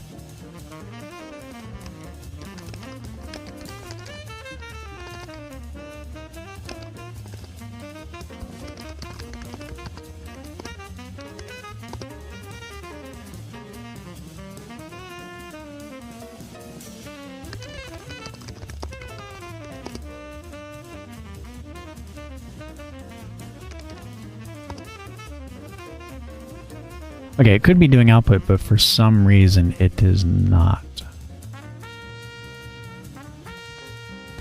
I'm not even using that.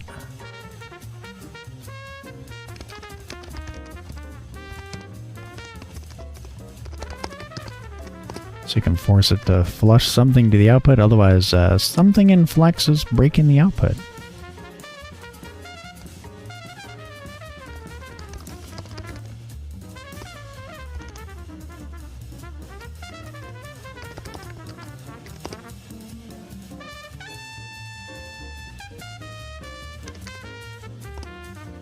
Yes, alright, so something in Flex is breaking the output, which is bizarre. That's really weird. What the hell would be doing that?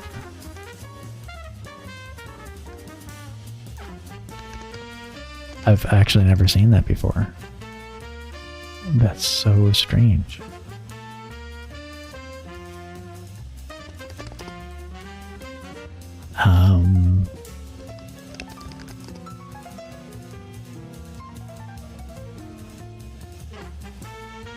What in the hell?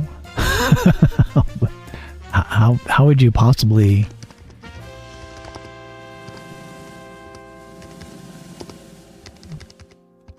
How would you break I/O? That's weird.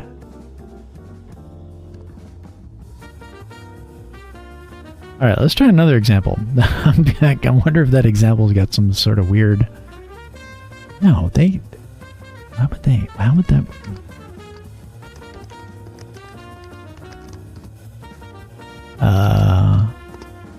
Yeah, my tests are outputting no problem. Hold on.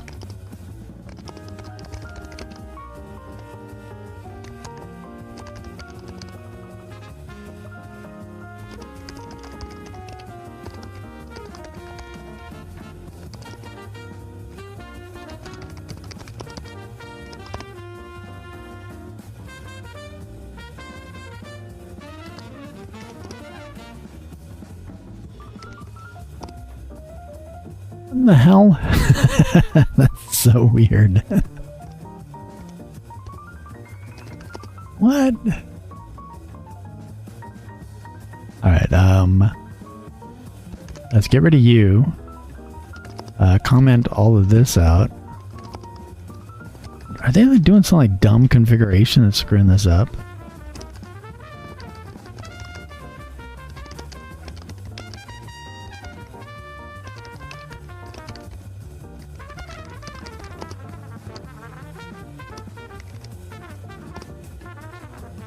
They must be doing something where they hijack the library must be hijacking standard out or something? Yeah, they're doing something, dude.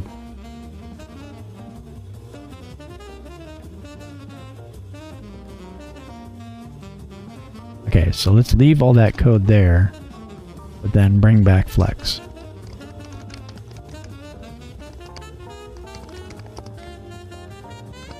So it works now.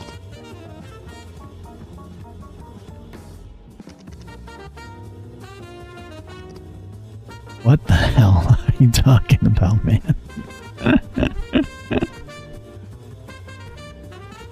What?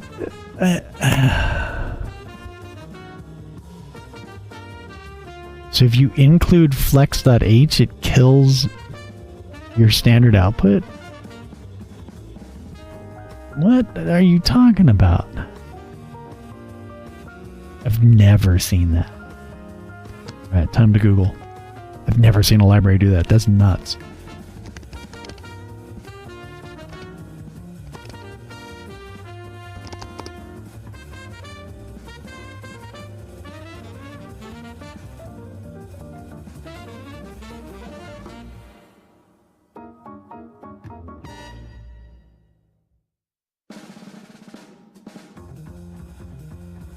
No, that's not Eclipse.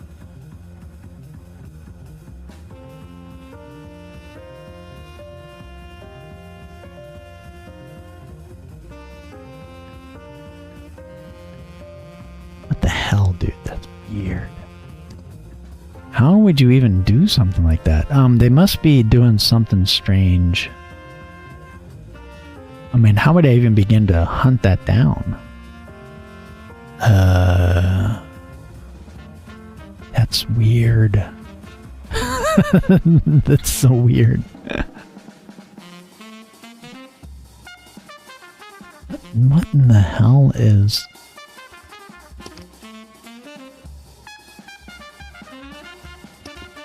What the... Well, this isn't gonna work until I make that. Because if I can't get basic output, let me see. That's really stupid. Like, whoever did whatever they did to make that, to break output, wow. You gotta try real hard. There's an option. Turing's tar pit. Where's that at?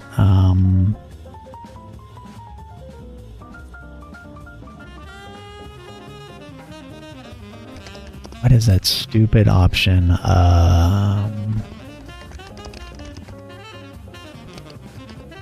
Yeah, win subsystem.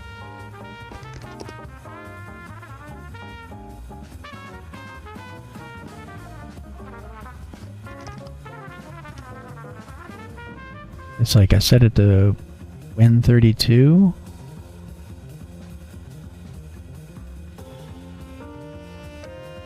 I think here.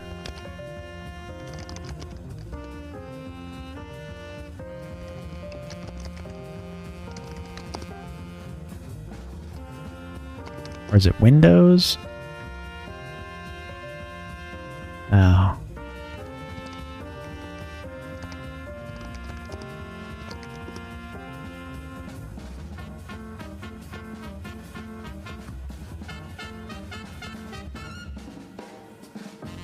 That's super odd.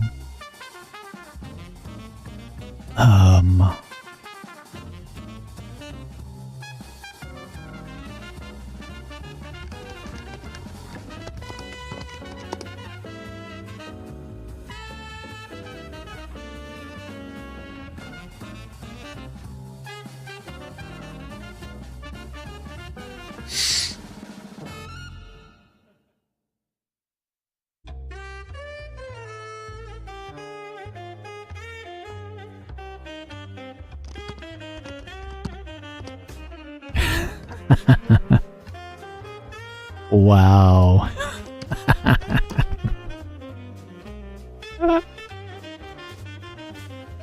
Really? How would you even do this? how would I even debug that? That's crazy. That's fucking wild. What the hell are they doing that? That's crazy, man.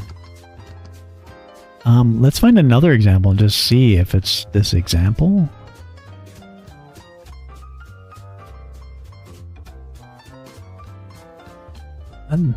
What?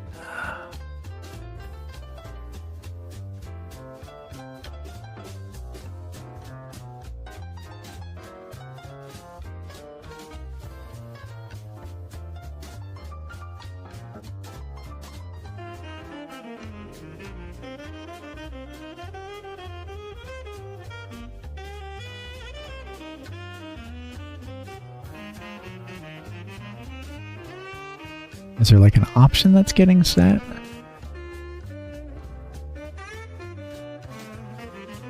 No? That's weird. Well, I may have to say no to flex. Like, if I can't even get standard output, like, you totally screwed up your library if you fuck up standard output. That's crazy. I've never seen a library do that. That's insane.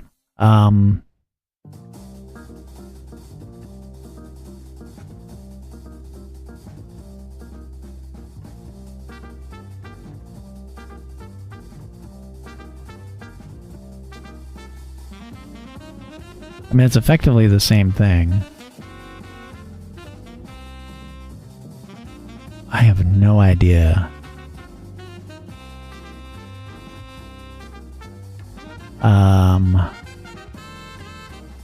Yeah, let's grab this one. I honestly don't see what the difference would be.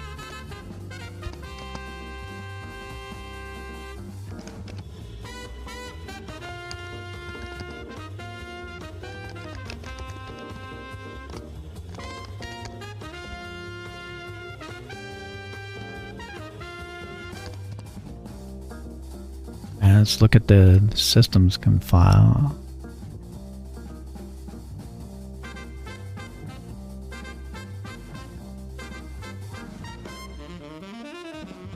And then that configures some stupid bake file. Yeah, it's just include flex. That's it.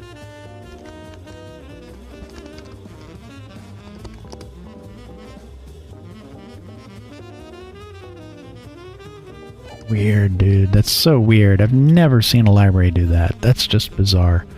So basically, including that... Yeah, that's really, really strange.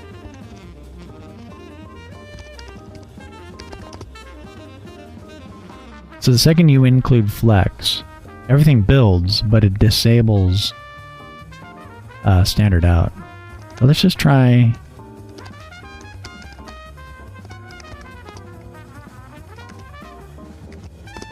Let's just try this. Let me see what this is. Like, are they sabotaging the... I got no idea why that's happening. Oh! Oh, the stupid Windows. I know what it is.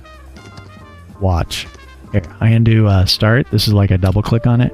And now you get the error message that you should just get in the damn terminal. Oh. There's a missing DLL, so if you get like no output, like when you run it, get zero output, and it makes no sense, it's because Microsoft, when you run something from the command line, they want to show you this dialogue instead of just print a message. Let me see if static linking were working. This is another dumb thing about Mason. You can't actually statically link stuff.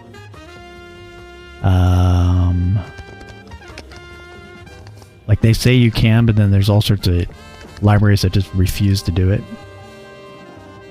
This is an example of it. Like, even though I say statically link it.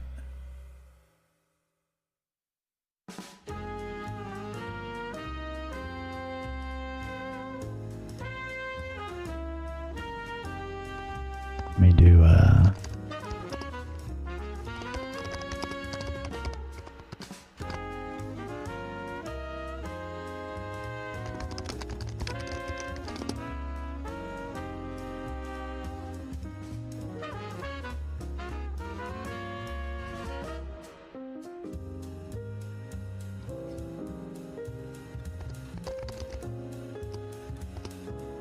It's like something like preferred static. No.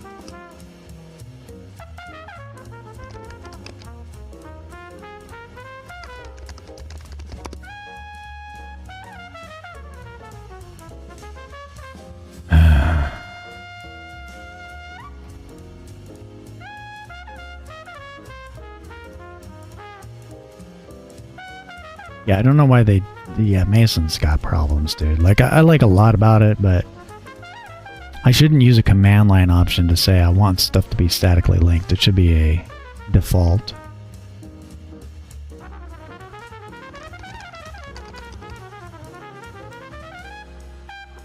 Alright, so I think I just do...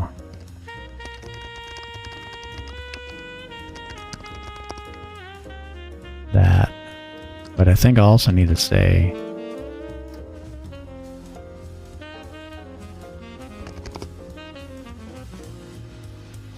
Hey Isaki, how you doing?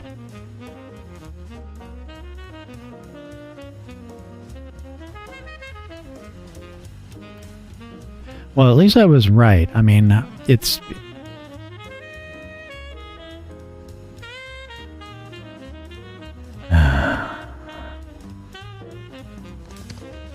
I mean, this is what I don't get about Mason.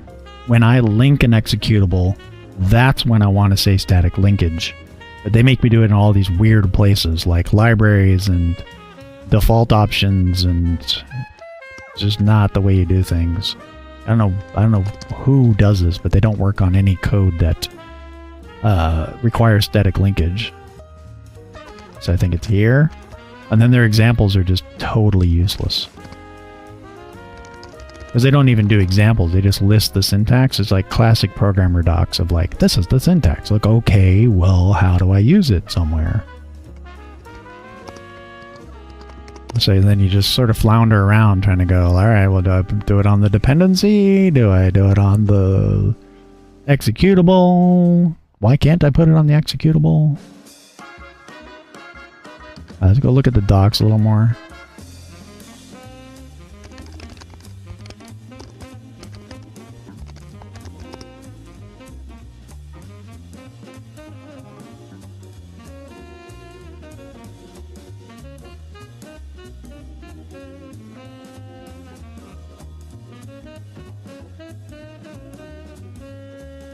Yeah, I just don't understand why.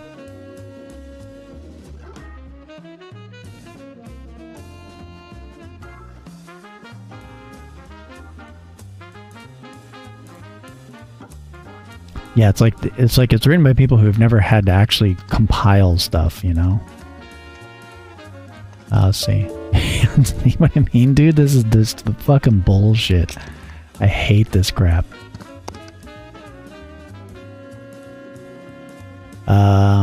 Yeah, and then you have to do the setup all over again. But I'm pretty sure my scripts, yeah, look at that. Default library is static. Prefer static. I'm saying static, static, static, static everywhere. And it just refuses to do static. Which is just like bread and butter compile. Like if you can't compile something to be static,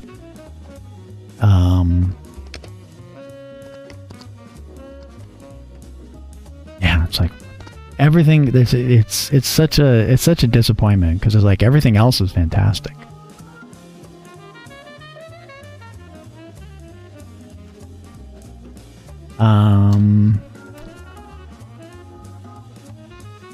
I think I know what I'll have to do.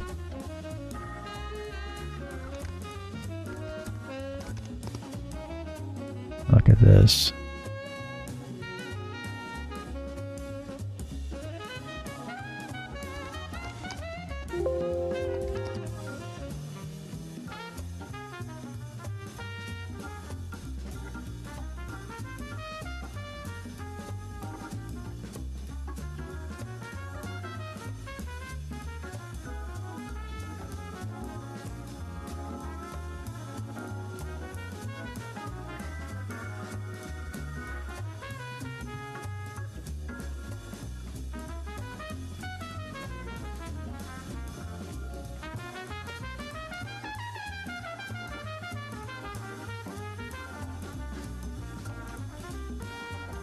Wow, dude. All right.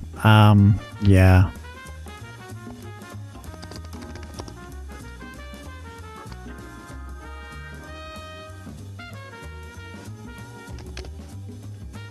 Let me see. Builder subprojects.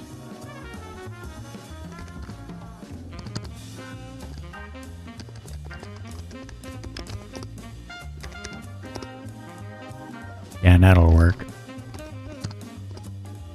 There you go. Now it works. It's so dumb. It's just so dumb. I have no idea what's going on with it.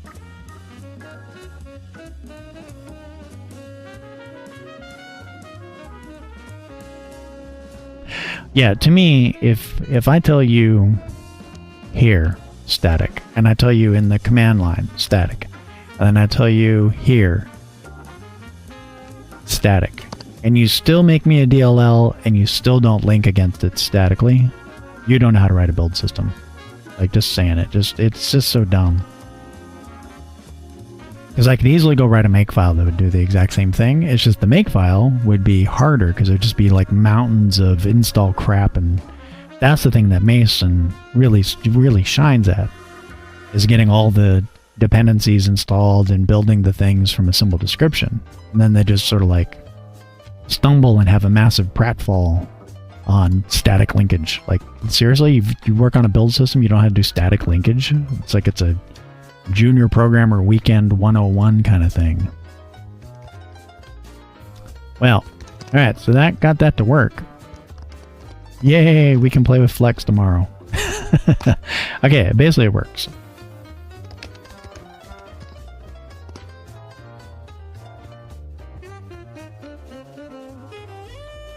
Alright, so tomorrow we will do a study of Flex. It looks pretty nice. It looks kind of interesting. Velocity, position. Okay. And then you have a system on it. Okay. Yeah. I think it's good. Let me fix up the Mason build. I actually messed this up because I keep typing Flex with an S.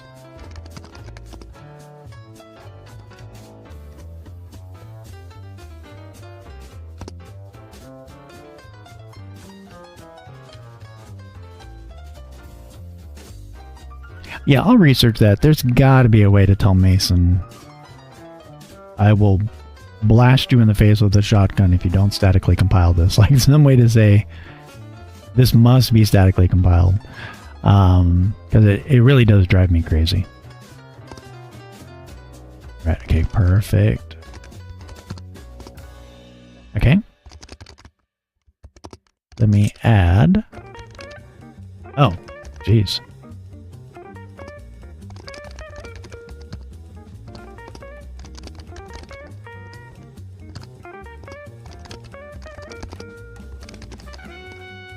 Alright, so we got that, and then...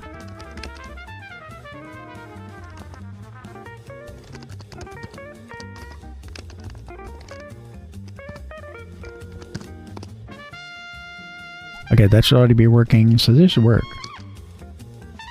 Yeah, see, that's what I'm saying, right? Like, every build system I've ever used, they will let you do static, no problem. And I bet if I go in there, it's probably... Builder, subprojects, flex. No, not FLAC.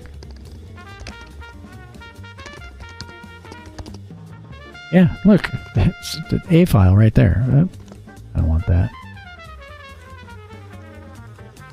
What is going on, dude? Okay, there we go. Yeah, see? There's a .a file.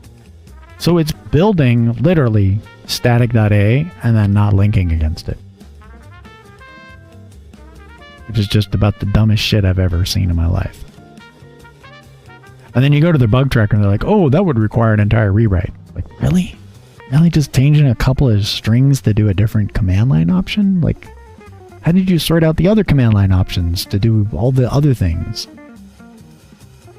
Meanwhile, it can check out a Git repository, find a CMake file, rewrite it into a Mason build, compile it, and add it onto my project without any more than like 3 lines of code. It's amazing. And then you get to this, or like there's also the other weirdo things. Just like what?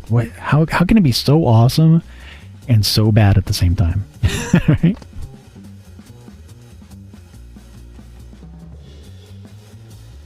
Yeah, Mason's like, it's like 95% there. And the 5% is just infuriating. Because it's definitely not something that they can't make work. Anyway, alright, so we got that working. Let me just do this.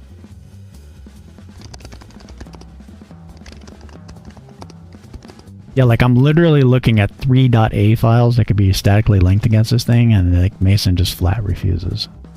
So I'm going to have to go look, because there's also a way to modify the CMake.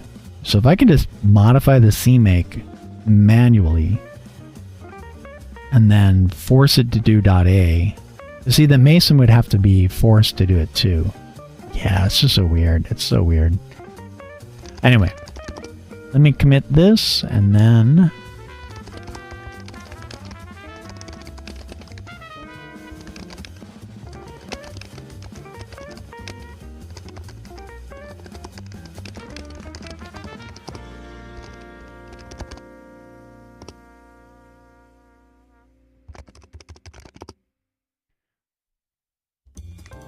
Okay, and then let's run it one more time just to see if it still actually even works. So the goal will be to get Flex to control the entities and learn how an ECS system works. So that'd be pretty fun. Ah. I don't know why, man. I love that so much. Ah, he got me. That's pretty cool. I like it. I think I might do like a mini game where I take the map. The map's really large, like bigger than the screen. And then you place gold everywhere. And then the enemy either tries to get more gold than you or kill you. So you have to try not to get killed, and you have to gather more gold than the enemy. So I think that'd be a fun little game.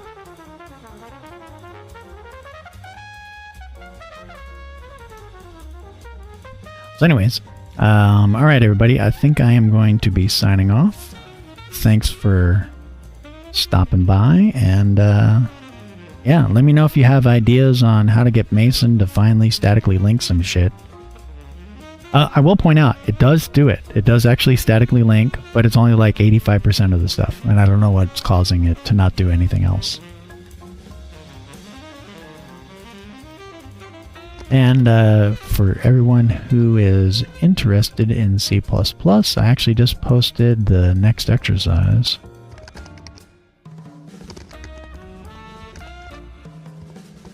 To my course. So this is free to read. I'll give you where you start. And we are on exercise 14, I believe. Learning about while loops. Also, being bad by showing you how to use Go too. I'm sure everyone's going to go to hell for reading this exercise, but I don't care because it worked. So, let me know what you think if you try that out. And don't forget, old school ASCII fonts. Alright everybody, have fun. I'll see you tomorrow. Tomorrow at 4 p.m. I'm just going to do this every day at 4 p.m. Go to! Oh my god! You have to use exceptions. The approved go-to method. Or just use go. If error, then go to. If error, then go to. Go, put the go and go to. I love how people they hate the go to. Like, yeah, you shouldn't use it, but it's a good way to learn how loops and if statements work, right? Because they're just a jump. That's just go to. But they hate it so much that they didn't put it in WebAssembly, like an assembly language. Like, how do you make an assembly language without go to? Like, what? Seriously? That's some deep hatred. That's some irrational bullshit. Alright, everyone. Enjoy the jazz as I sign off. Have a great day.